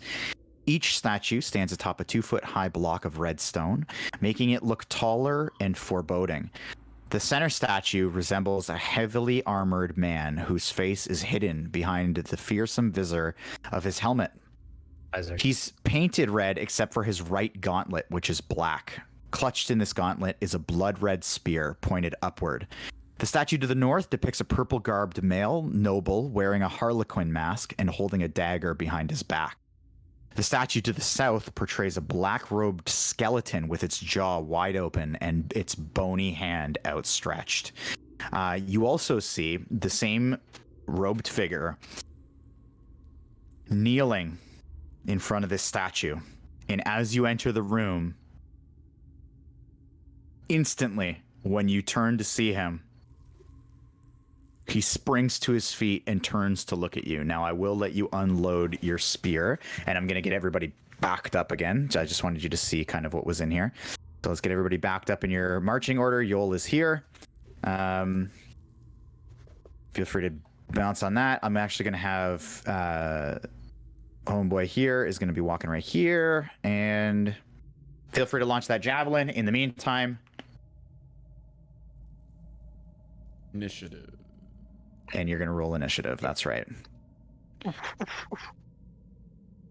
I rolled an 8. I rolled no. Sorry, I think I just rolled for somebody on accident. Whoa, hello. Sailor. We're at 20. Roger at an 11. So Yoll, are you not allowed? Are you not able to just roll and get in? Who? Hey. Oh. Okay, good. Oh. Good. Wow, look at all those 7s. Okay, so Yoll, I'm going to let you start with your ready to action. So feel free to launch that bad boy if you. I rolled.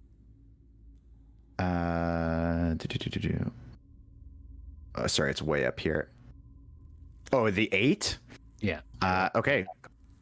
Okay, so you launch your spear, and the I'm gonna call him the skull figure, just kind of moves to the side as it just whiffs past him and just sticks right into the center of the wooden statue, and it's just kind of wobbling there. And then I'll take my great shovel. Oh wait, no, sorry, it's not. So we're gonna start right from the top here, and Buru, you see as Yoll kind of launches the spear, and then when you enter the room, you will see exactly what I just described. So feel free to take your turn.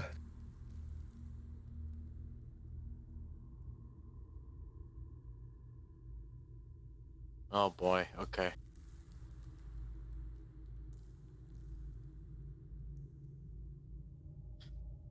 Gonna run up. At least one wall. Okay. This is 25 movement total. And I'm gonna give this man hell. Okay.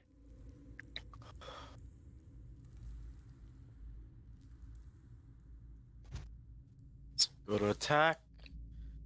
Oh, wow. That would. Oh, Barely. Okay, that's gonna hit. 7. Roll a 1? Okay, hold up. Well, you know why, right? Do you want me to Yeah. link it? Yep.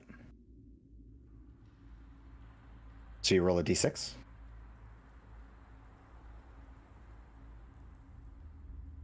Yep. Oh. Sorry, buddy. To be fair, I just want to say that is actually so good for a greatsword because you roll Yeah, 2d6s. That's why I chose this build. Yeah, that's insane. Okay, so your total's still going to be 7.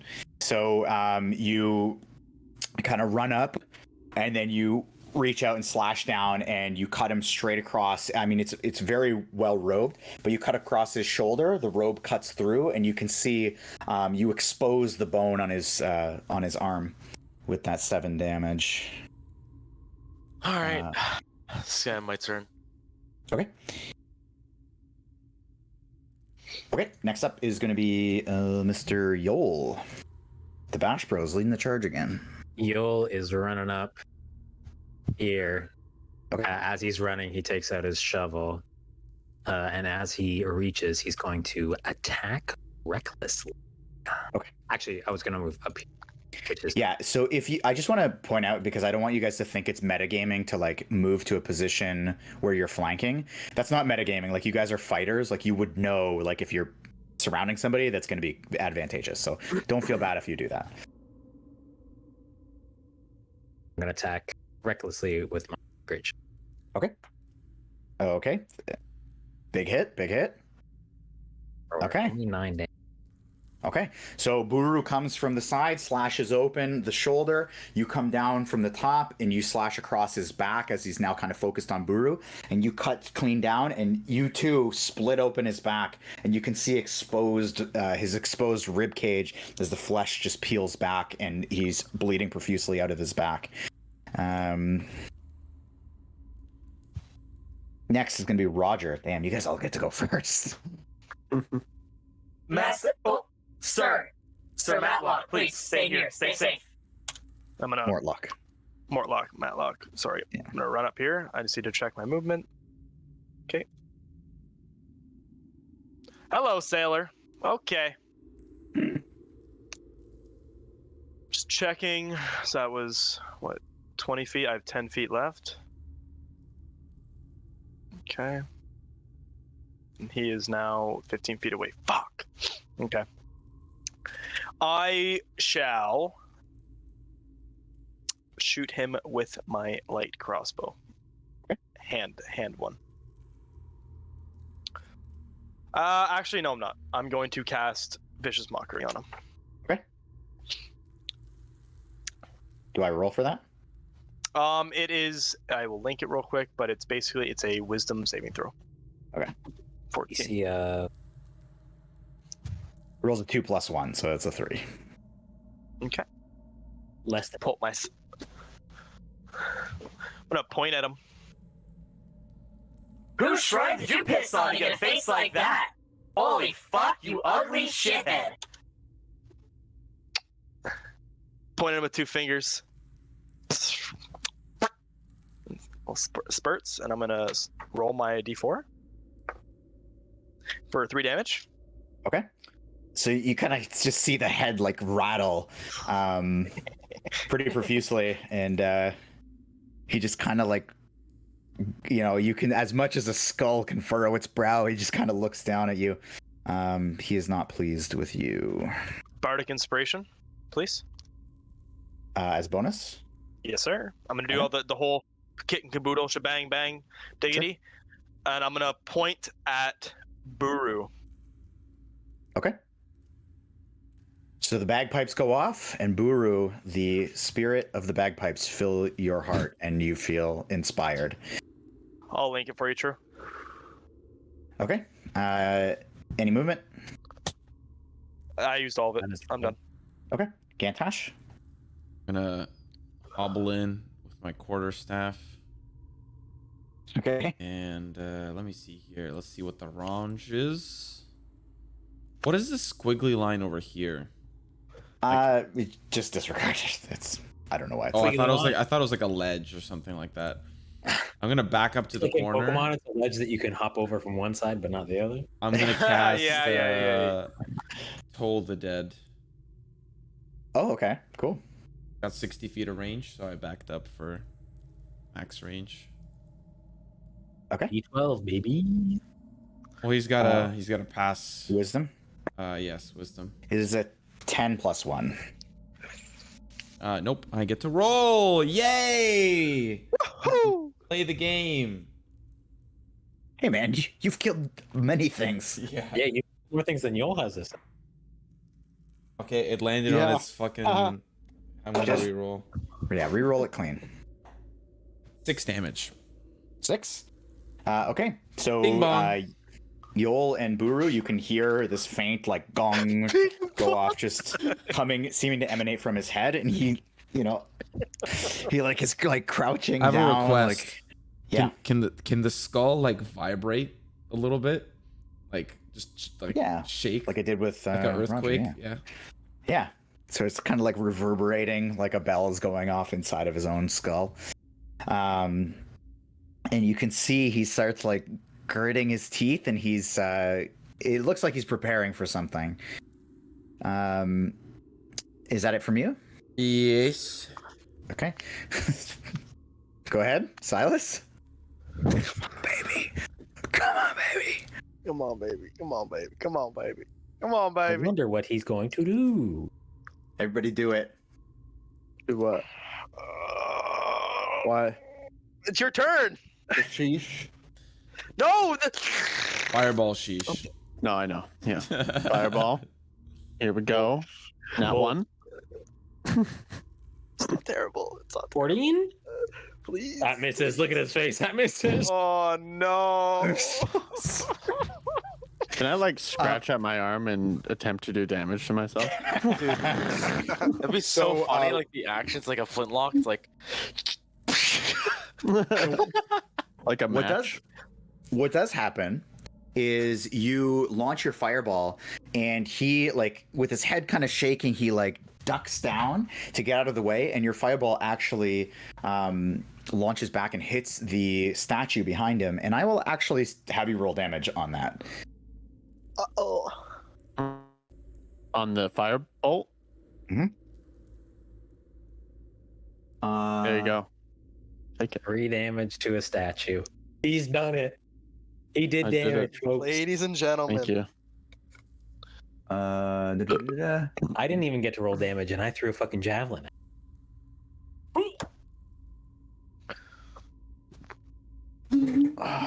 Okay.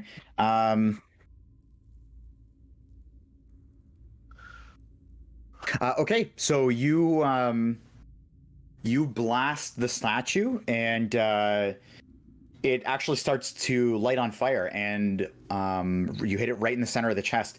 Buru, I am going to have you make a charisma saving throw. Oh my. Charisma? What Yep. the shit? Oh no, what the hell's about to happen? Okay, wait a minute. I have inspiration, right? I missed. I didn't. Bardic inspiration. Which can be used on a saving throw, can it not? Yeah, any Yeah, I D20 can. throw. And it's just a D.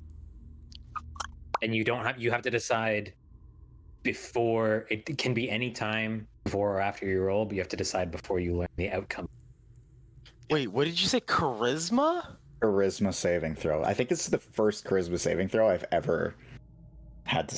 Am I blind? Because I don't see charisma. It's a stat. It's a not stat on the left. Oh, it's at the bottom. Okay. Yeah, and make sure it's the saving throw side. I am not going to use inspiration because hitting is very important. Well, you get to choose after, don't you? He can choose after he rolls. He doesn't. But before he He- knows the outcome. Before Okay. he knows what happens, yes. Okay, good. Okay, so I'll hold back. Now we'll take it. We'll take it. You'll take it? Okay, so your head kind of like involuntarily gets pulled to look at the statue in the face. The one that's to my left? The one that's directly to your left. And your head just kind of pulls, and you feel your knees start to kind of lock up, and you feel this force like trying to force you to kneel in front of it. We got a football game? What's going on? And you just kind of like snort your nose and puff yourself up, and you force yourself out of it, and you unlock your knees, and you like turn your head to look away from it, and you are not compelled to kneel in front of it. Oh, okay, okay. Okay, so that's that. Next is, sorry, Silas, are you done? Yeah. Okay. Next, our homeboy. I really like this guy, so I'm looking forward to this. Okay, so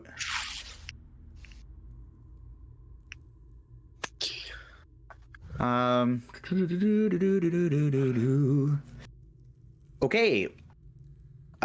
From where he's standing, you can see the rage in his eyes as the statue was hit with the fireball. But he kind of looks between Roger, Silas, and Gantash. It doesn't matter. Let's have Silas. Can you roll a D4 for me?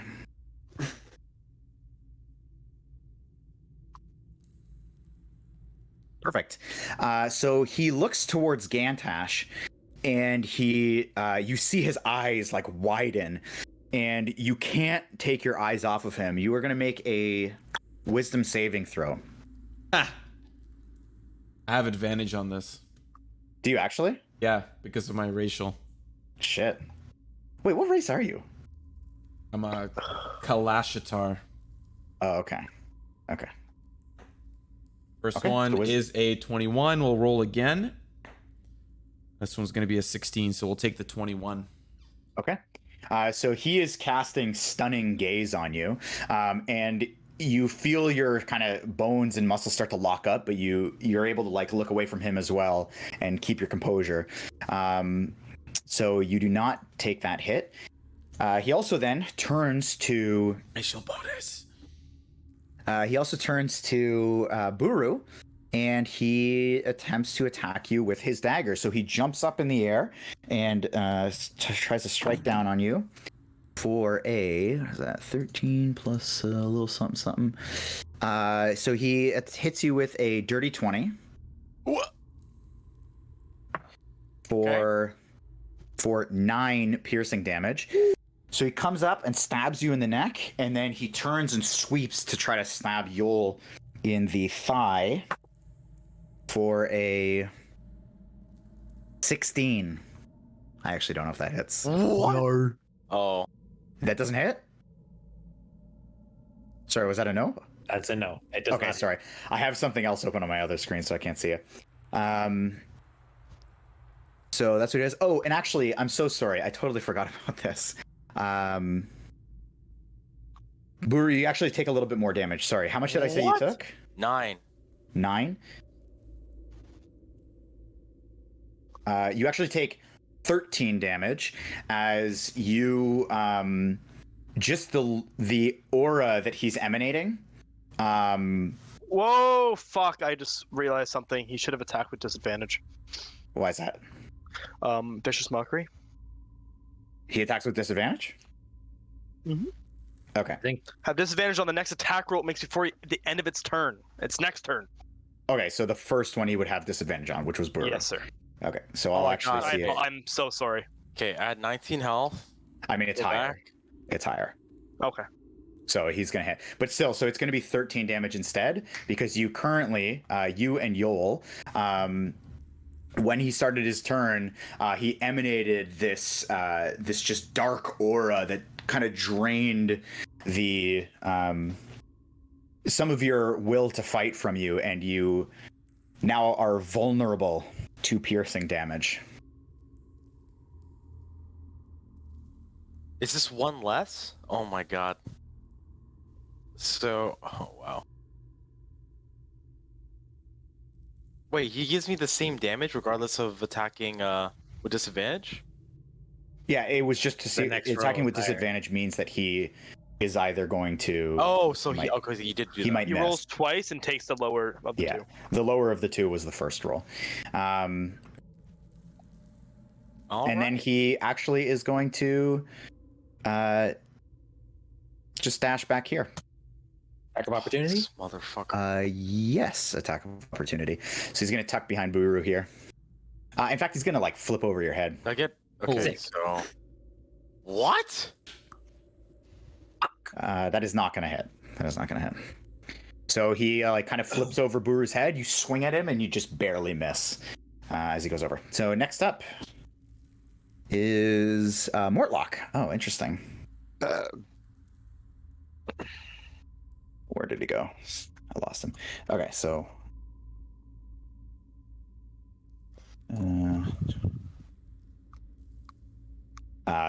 okay, and so he like kind of takes in the scene as he walks in. He's like heard and seen all this stuff go off, and he points at him in the corner and he says, "You dead rat." And then he ends his turn. Woo! Let's go! Let's go! Big deeps, baby! Let's go, Mortlock! 40 baby. Next is Buru. Oh boy, there's a lot of shit I don't have to do this turn. There is a lot. Okay, first, Also, Yoll, just I want to mention this. When he like hopped behind Buru, that kind of feeling of dread leaves you. Oh, sick. oh fuck yeah. Oh shit. Okay. Okay. Nice. I'm totally fine with that. You saved it. Totally fine with max healing. That's pretty good. Yeah. I've heard that's pretty good. Okay. Okay. I'm gonna use the inspiration. So what is that? That was a D6. You can choose to use it after you roll it. Okay, I'm gonna roll to attack. Okay. Now you can choose to use Fuck, it. I can't remember if that hits or not.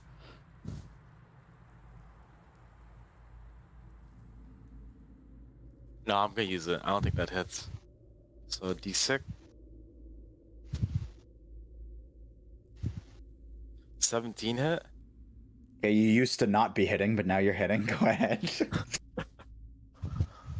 That inspiration die is actually like, it's helping. So is the other thing, the bless. Oh fuck. There a 1? No, fuck. Wait, 9. Okay. So I'm gonna come in and swing straight down. Wait, you can re-roll the 2 as well, eh? Yeah, you can. Oh shit! How often can you do it? Every time. Every time. Once Every per attack. time? Once per attack. That's crazy. That's insane. Yeah. All right. It's his so fighting let's style, though. do He only gets 1. 11. Yep, goes to 11. So, okay. And then I'm also gonna action surge because fuck this guy. Okay. All right, baby. Oh fuck yeah! Come get. Go ahead. Oh yeah, 22 total. Let's go. Okay. Jesus Christ. Someone comes Wow. straight Those down was a with the, 2? with the sword, Mhm. and then thrust right into whatever abyss is in his cloak, whatever I hit. So you slice through, stab in, 2 attacks on him, and you're healing yourself in the process. And all this, like, just more blood than you would expect from such a small figure just rolls up and splatters on the side of the wall. The rest of it just kind of splats out in front of you as your sword thrusts in. And he kind of moves in with his skull staring at you. And he just shakes his head and goes, "Blood before the blood god." I'm sorry. I'm so sorry. What the fuck? So sorry. That was amazing. And he's like gritting his teeth and just like staring at you in the face, and he moves up your sword and you kind of like pull it out. I'm just gonna pull it back in a little bit after I did all that. Okay. Next up is Yoll. Oh, this guy's a fucking I'm running in. Blood for your ass, bitch. Oh, got him. I'm attacking him recklessly. Fuck this guy. Sitting. Yep, that hits. Sitting. Dude. Yo, he's probably closer to. Okay. So you come down with your shovel, and you can see this blood just like spewing out of him, and all these like a fountain from this super small figure. And you come in and you slash across, and you cut straight across, straight down his thigh, across his knee, and it just starts pouring onto the floor. He's just like this fountain of blood now. And he looks at you, and he just tries to like compose himself, and he says, "This is how I go. This is how you go." And he pulls out his dagger and just like stares at you and starts motioning an attack towards you. Even though it's not his turn, he starts to attack at Yoll. So Roger, we're gonna take your turn here. Hold on. My turn's not done. Oh, sorry. I'm gonna say, "Come and get me," and then I'm gonna move over here.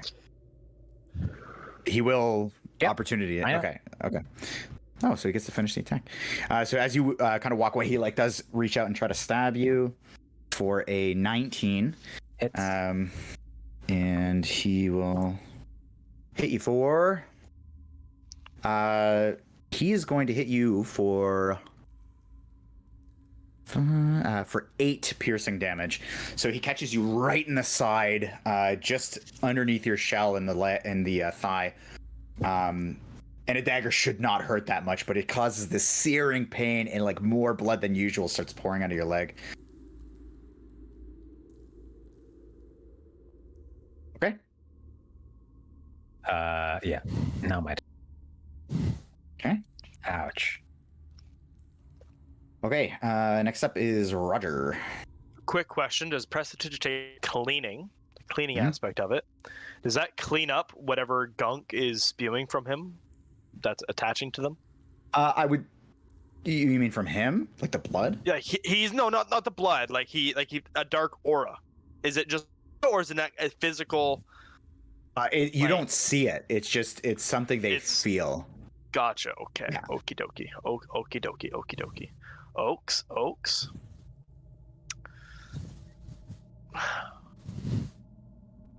Just thinking. Fuck it. Let's just go. Let's just fucking go. Let's just go. Fuck it. Let's go. Actually, can I? I'm gonna stop here. I'm gonna whip him. Whoosh. Roll to whip. Watch your Um, character's movement and go back. I'm gonna whip him now. I'm gonna say a 6 doesn't hit, right? It does not. It does not. Oh, cool. All right, I'm gonna come in. God. I'm gonna come in here and I'm gonna swing it in with my rapier Okay, so it's on. Yeah. Okay, go ahead. as my bonus attack. Yeah. Come on, baby, heart of the cards. Heart of the cards. I hate this. It's 4 + 5. That does not hit. Nice. Cool. All right. Cool. Yep. That's it. That's. When you come in, you two feel like when you step in after you whip and you step closer to start to attack, that same feeling of dread hits you, and you are also impacted by something called the aura of murder, and you are vulnerable to piercing damage now. Okay. Except he can pierce metal. Yeah. Okay. Next up, Dash. Gantash the Grey. I'm gonna walk over here. Oopsie, that's my ruler. And I'm going to Toll of the Dead. Quick snipe from across Okay. the room. Yeah, I looked at it. Toll of the Dead. Give me a whizzy savey throwy. That is a 14 + 1. If it does greater, then it beats. Yeah. and for my final action, I'm gonna step out of his sight line. Okay. Maybe I'll go here. Okay. Next up is Silas. I'm gonna pass. No, I'm just kidding. Come on, baby. Come on, You just baby. Come on, Pat baby. Mortlock on the back. Go get him, buddy. Can I see him from here? Probably. 100%. Yeah. 100%. Okay. I'm going to. Maybe in range so I can see him. I'm gonna like get it all warmed up.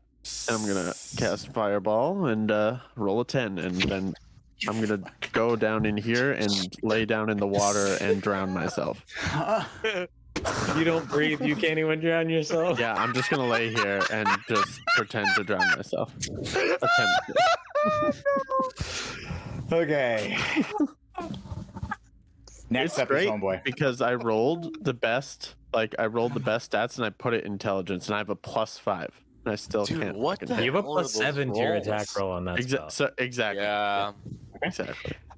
So I bought he, that. You roll a little I'm not using cockapoo. this It's okay. fucking- he's gonna stare at Yoll this time, wide-eyed, over the shoulder of Buru, and I'm gonna have you make me a. I forget what roll it is.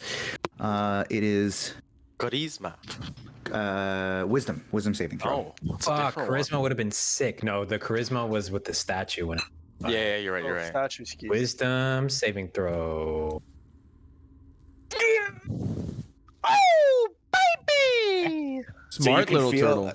Again, your Smart ass muscle bound freak. your muscles start to lock up, but you're able to kind of shake free of it and look away from his stunning gaze. And he will, at that, attack Mr. Buru again. Whoa, whoa, whoa! Is he at disadvantage still? No, it's only till until the next end of his next turn. Okay. So he rolls the sorry. first one with a 17. I forget if that. Oh, that does hit. It does hit. Okay. So he's going to do 6 piercing damage, but you're going to take 9 because of that aura. So he's going to reach out, stab you straight in the shoulder, and pull it out. And you see his face kind of follow the trail of blood, almost like he's like love at first sight kind of look on his face, like he's just adoring the blood. And then he looks back at you and goes to stab you in the stomach again. Here. This guy's a fucking freak. And he's going to roll a dirty 20. And he's going to hit you for 6 piercing damage. Is that with the aura as well? That is with the aura. He does 19 total or 18 total? Well, what was the first one? 9. Yeah, so 9 and 6. So that's 15. 15. Oh, I thought the other 6 was okay. And Well- on his second one, he takes the blade and he like rubs it across his chest when he finishes. That's so hot. Um, Kind of torqued. Okay. That's him. Next up is going to be Mortlock, who will come in. Good job, guys. I was standing up straight and I just folded a bit now, and now I'm just holding my side, guys. So just so you know.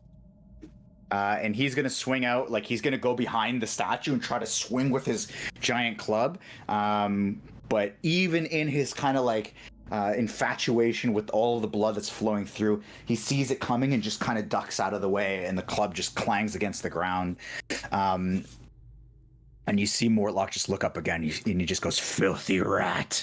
That's unfortunately Mortlock's turn. Buru.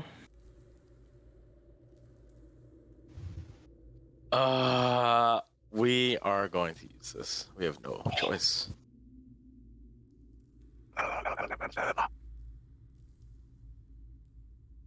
Seven. Oh. That's an action, by the way. Pardon?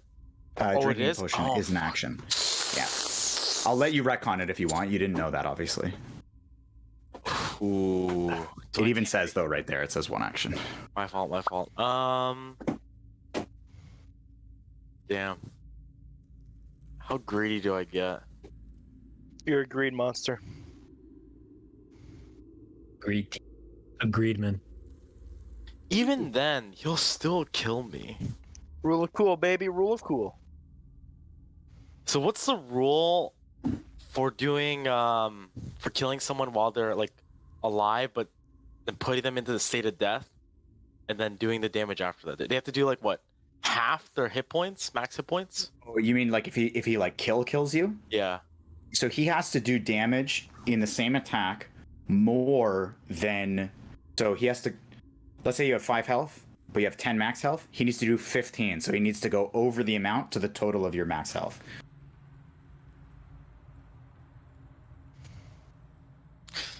Damn. You know what? I'm gonna heal. That's fine. So you guzzle your little potion. You're feeling, you feel kind of the wounds start to seal over a little bit, but not entirely. But the bleeding has slowed. And is that your turn? Yeah, that's my turn. Okay. Yoll? So you can share a space, but you can't end there. Yeah. So I want to do something possibly sick. Okay. So this statue over here is on fire. It is. It also has my javelin. It does. So if I were to go over here Mhm. and pull my javelin out of the statue to throw it at this guy, would it be on fire? Would I get bonus fire damage? I would give you some bonus fire damage on that. And that's 100% what I'm. Okay. Please, for the love of God, hit. And so, do you know if I can attack recklessly with a ranged attack? I don't think so. That's a good question. When you make your first attack on your turn, you can decide to attack recklessly. Doing so gives you advantage on melee weapon attack rolls using strength during this turn. Oh, melee. It didn't say anything about range or melee. It only And says usually- melee though. It names melee. It names melee. You just said melee. Doing so gives you advantage on melee weapon attack rolls. Yeah. Right. I mean, but you can use the spear as a melee weapon if you want. Yes, but I'm not. Okay. You're just gonna toss it? Is gonna turn over to Gantash and be like, "Now would be a good time for that healing magic we were talking about," and then huck a spear at Okay. this. Okay. Roll the hit. Oh, Please. got hit. Oh, Okay. So what I'll give you is I will give you a bonus D4 of fire damage. auger. That's pretty good. So 6 plus a D4. And damage. Orbit fire, baby. So there's going to be some additional things that happen here, but go ahead and describe how you'd like to hit him. And kill him. Javelins in my hand, like would be scalding my hand, but I'm with tough mudder. Take an aim between who's that? Roger and Buru. Yeah. Yes, sir. Okay, and I want to hit him right here. Sorry, 1 sec. I need to bring you up. Okay, yeah. I want to hit him right here. Uh-huh. And engulf his cloaks in. Okay. And So just, you- you're like through into the back of his skull and engulf his whole shit in. Imagine, have you seen Lord of the Rings? Yes. So it's like in the first Lord of the Rings when Aragorn is fighting at the Watchtower of Amundsen and he throws the torch at the ring wraith and goes straight into the head and the cloak swamp. Like, Yeah. same Okay. So you do that. You throw the spear. It pierces all the way through his head, and the smile just stays on his head, and the flame just engulfs him and the cloak in this just big poof of flame.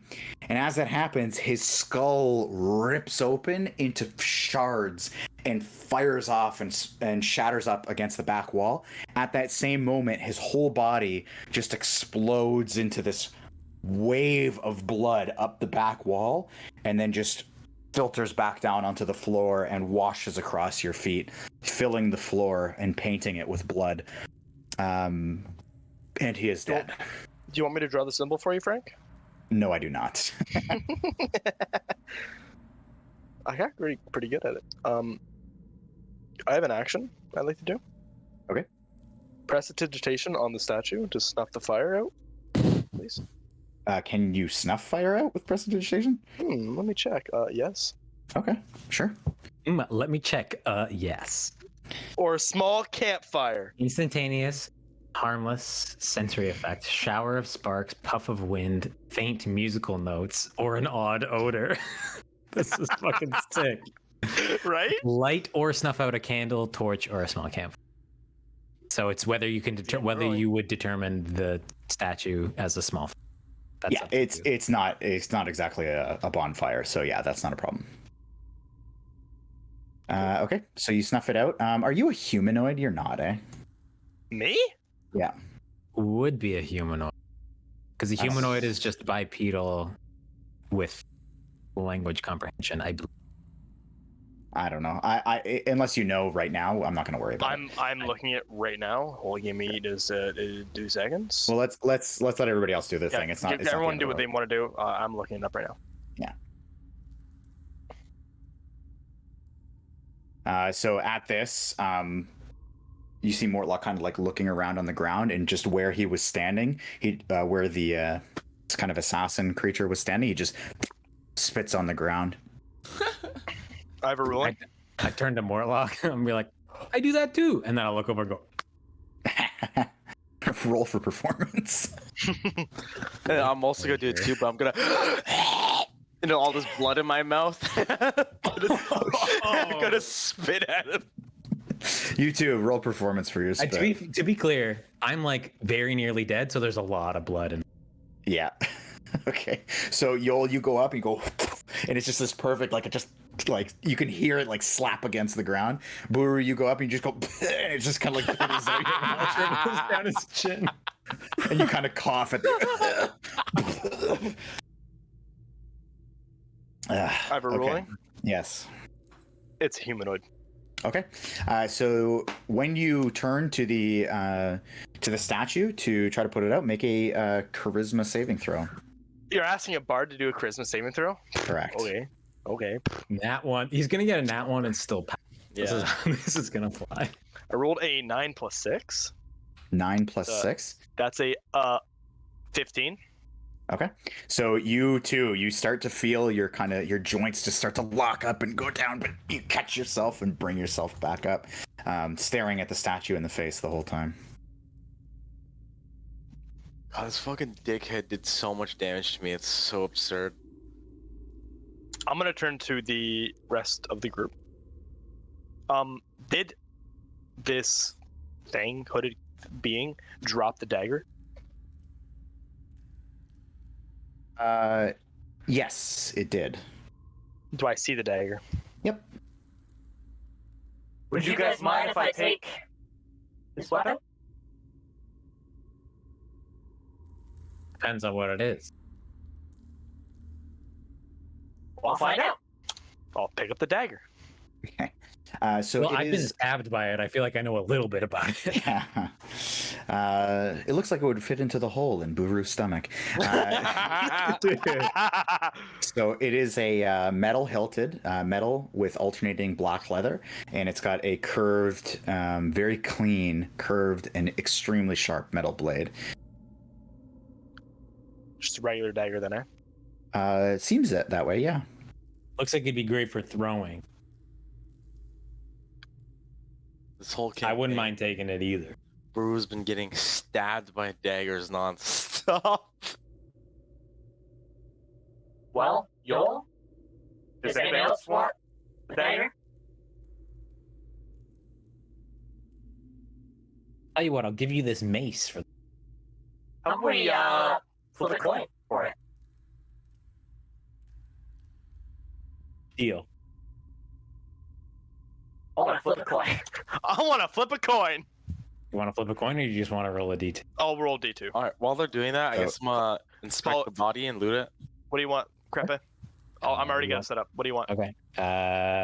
1 or 2? 1. It's all yours. Okay, so Dagger, sir. Hand him the dagger.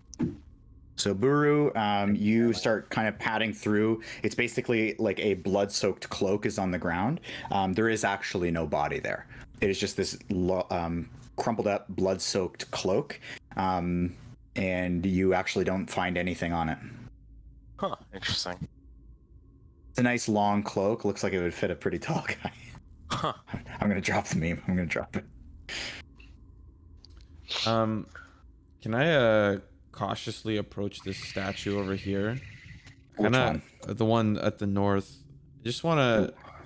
I want Gantash to have a look at like what magical properties, because it looks, it kind of looks like it's affecting certain people when they're like too close. So I want to kind of like slowly inch my way closer while trying to inspect it at a distance to see what magical properties it has. Yeah. The one to the north. Yeah. Okay.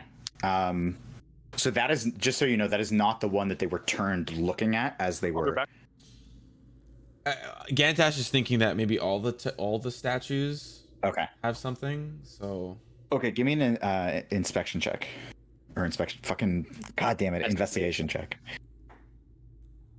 14. 14. So this one is the Harlequin masked.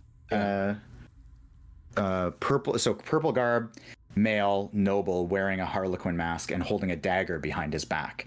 What you notice is, so the dagger, it's all carved out of wood. It's not a real dagger, but the Harlequin mask seems to stand out, and it does appear that it is just, it's not part of the wood. It is actually a porcelain-looking mask with a that is bolted onto the side of the head.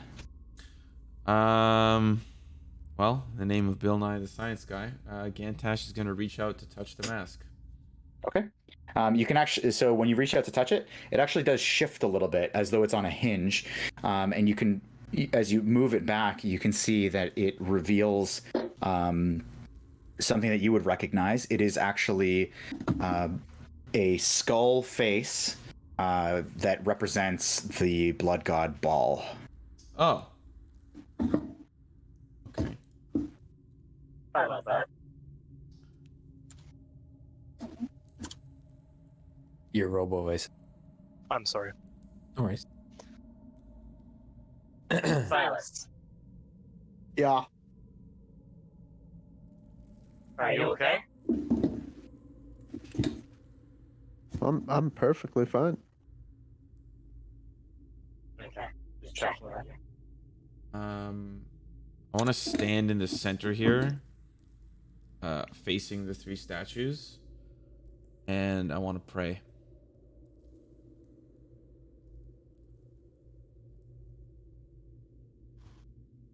Okay. Give me a religion check. Be 3 + 4, 7. 7.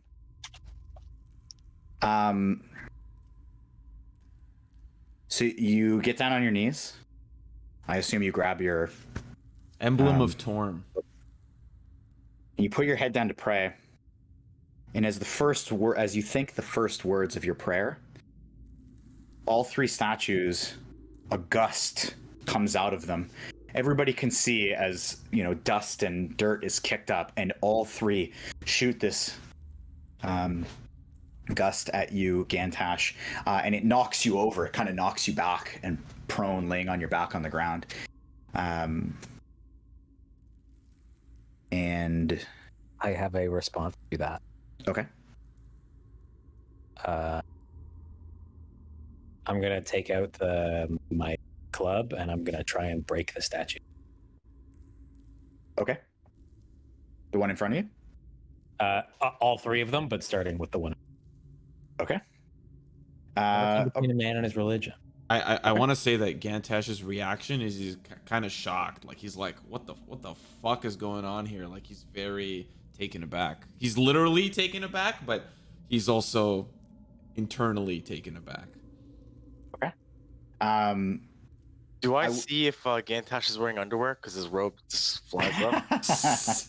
You already saw me naked. You already saw me naked. Yeah, you know from experience he is not. Do I get the brand name of the underwear? So I want to say this first before you go off and do your thing. Gantash, when you get knocked over, you're kind of on your back and you open your eyes, and there's this like haze of purple and these weird dark colors that fill your vision before you finally it comes back to you, and you feel in your gut this unholy feeling. And I will just tell you this, that you are cursed. Holy shit. What the curse does, I will not be telling you. You're going to find that out. Oh no! Is there a symbol for it? Or am I gonna look? I have a question. Yes. Oh, there is. So I know Simo already asked about the wall here. What is that exactly? No, just don't. It's nothing. It's So I can see into this room. 100%. Silas, would you Yeah. follow me for a moment? Oh boy. I want. I want to lead him into that room. Okay. All my friends. Uh, Friends. So when you enter this room, you can see that there are 9 wooden crates that are scattered about the room, and scurrying amongst them are 6 rats, and they seem very much more interested in kind of searching through these crates and tucking behind them much more interested in that than they are in you. Silas, watch my back. Tell the others I'm busy. I want to sit on the ground, like crisscross applesauce, and I want Yes. to ritual cast speak with animals. Yes, I'm aware. Go! Okay. Actually, instead of sitting down crisscross applesauce, can I just like stand up straight and just like kind of be in the way? Sure. I mean, he can get around you. It's a 5-foot block. It's Yeah. a 5-foot across hallway, but yeah, you can definitely stand there. Silas? I'm gonna go this way. Okay. Go back over here. Okay. And Yoll, you're going to start smashing these statues. Before I do that, I'm gonna help Dash back up. Okay.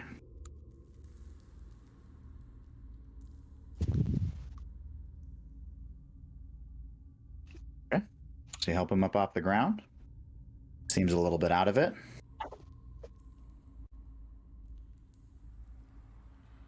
Check his Gantash? eyes, check his vital sign. David's not paying attention. Oh, Yeah. sorry. He's picking you up off the ground. Oh, okay. Okay. You all right?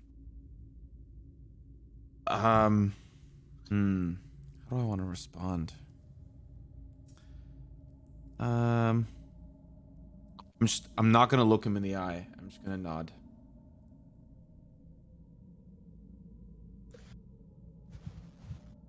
Okay. So you, by the way, I'm only going to go for about 5 more minutes here to close you guys out. So, Yoll, you're smashing up some statues here. Well, I guess if he says he's fine, then I guess I'm not. Oh, okay.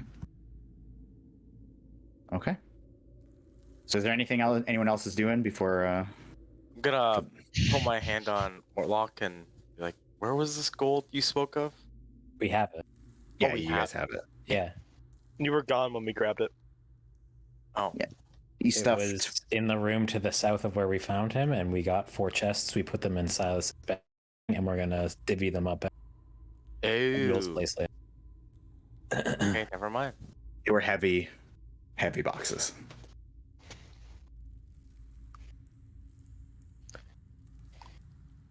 Hope you got 6 voices ready, Phrank.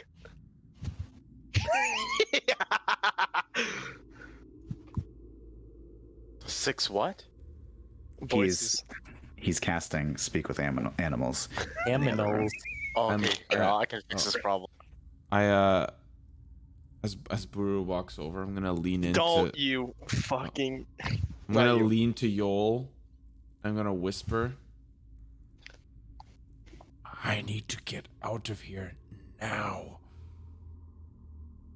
I'm actually gonna hear that. What? What the fuck? What the I'm kidding. fuck? Get the fuck out of here. I'm gonna be right here. Get the So, fuck. Buru, I just need to mention to you, I don't know if you caught, what was it? So there, in this room, there's like some rats scurrying around amongst a bunch of, there are 9 crates in the room, 9 wooden Among crates. Us? Among Us? 9 crates. Kind of in the middle of a conversation, by the way. Yeah. I don't Okay, give a fuck about your rats. so Buru, I'm just going to leave you with that. I'm going to go back to Gantash and Yoll. I was gonna say something. I don't remember what it was. So you said I need to get out of here now. I was gonna take out my quarterstaff as like a walking stick, put my arm around him, and be like, "Yeah, me too," and start like leading him towards the egg, slowly, gingerly, together as old men with staves. And while he's holding me, I'm just gonna start like rambling, and like the only sensible words that come out for Yoll is like, "It's dark. This place is dark. It's dark. It's so dark." Okay. So you guys can make your way out. Mortlock is actually going to follow you, the two of you. Silas is going too. Yep. Okay. So I'll just have you guys walking out. Buru, what are you doing? Where are these crates in terms of this room? Like, They're just like scattered about. I want to smash a crate. Okay. So you smash one of the crates and like with your sword? Yeah, at the butt end, the hilt. Okay. So you smash one and it breaks open and you see there are a couple of packages wrapped in paper and a small bag.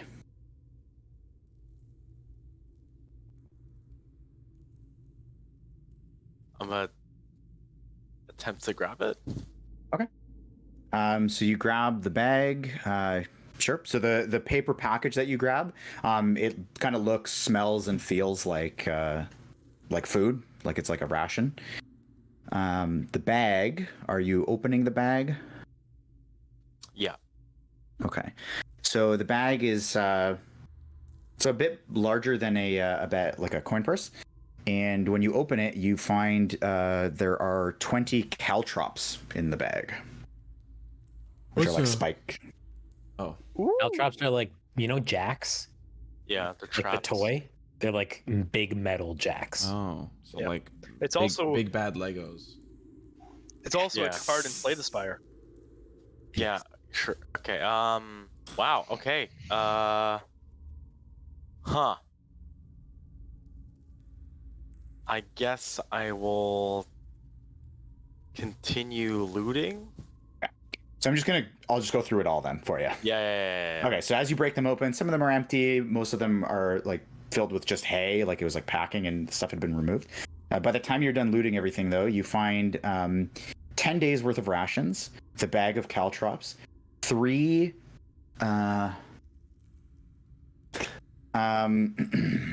Give me an Arcana check real quick.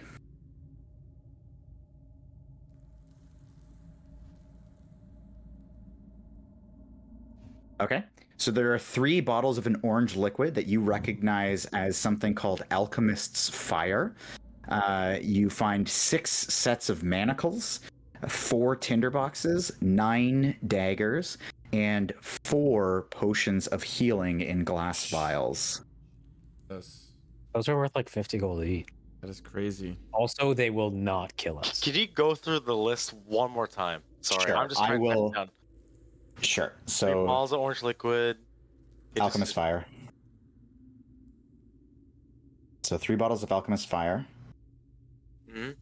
9 daggers, 6 sets of manacles, 10 days rations, Uh-huh.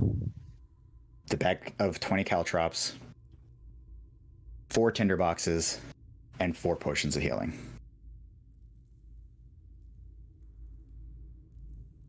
Well, I'm gonna look at Roger, who I'm supposedly on top of, and be like, we need to take all of this.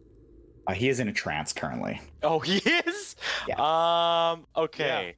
I am. So I am going to try. Okay. I guess I'll just tell you what I take. We'll just add it to your thing. If I need to check what you left, but I'll check later. I can hold. Yeah, this shouldn't put me over. What's No, it 10 won't. days worth of rations? Just 10 rations? Yeah, Yeah. 10 rations. Okay, I'm just gonna add all this to my inventory. I'm gonna take everything. And are you hanging out with Roger? I guess I'll just stand behind him. Like I think like he's like, I'm not sure what he's doing because I guess I walked in on him just sitting there, so I Okay. guess I'll just sit behind him while Okay. I'm looting. So I I guess just you wanted can go back to because like while I'm doing this whole thing, I guess time flies by. Yeah. So, I mean, he's got to be there for 10 minutes. So, that is more than enough time to let these guys out. So, I'm going to close you guys out with the following information. You guys, as you're making your way out of the bathhouse, you are greeted at the end, while you're coming down these steps, by a very different looking person, in a cloak, standing there with a mask, as you can see in kind of the image there, that looks as though it was roughly carved to look. Hello? Oh, I'm back. Sorry. Oh. Fucking internet died again. That looks like it was roughly carved to look like a dragon face. You can see that the cloak is very well put together. It's kind of a beautiful looking dark green cloak. And he just kind of stands there with his hands behind the back, and he tilts his head. And he says to you, I know you have treasure. And unfortunately for you, maybe you've earned it, and maybe you haven't. But that treasure belongs to Tiamat. Everybody in that group can make me a religion check. Can someone, while they're doing that, can someone explain what the fuck I just missed? Because my internet fucking decided to. I looted the room. You're in a trance. I heard that. And there. I heard that. The last thing I heard was Phrank say, "Okay, I'm gonna do some finishing things, like finish them off or Yeah. something." So Yeah, we're leaving. Yeah. We've left. Okay, That's all that one, happened. hee. So Buru 15, Silas 20, and you'll. Am I rolling? Oh, sorry, Buru. You're not should even be... there? Oh, sorry, Buru's not in this. So Silas got a 20, Yoll got a 7, I didn't even and roll. Gantash got a 1. So Silas, You did. you know Arcana. that. You know that Tiamat is actually the goddess, the 5-headed dragon goddess of dragons. And that is where I'm going to leave you guys. Ethan, I'm going to leave you with, when you finish your ritual, you hear a very loud room filled with, "Hey, come on, what are you doing over there? Get over here and eat this. What the hell is this big bull doing taking all our food?" And that's what you hear. So that's where I'm gonna leave you guys. That's how we're leaving, eh? That's how we're leaving. That is. Right That's before what some I'm gonna great RP. That is what I'm gonna call it. Okay, that's it. My Sorry for balls the- are fucking permanently blue now. Sorry for the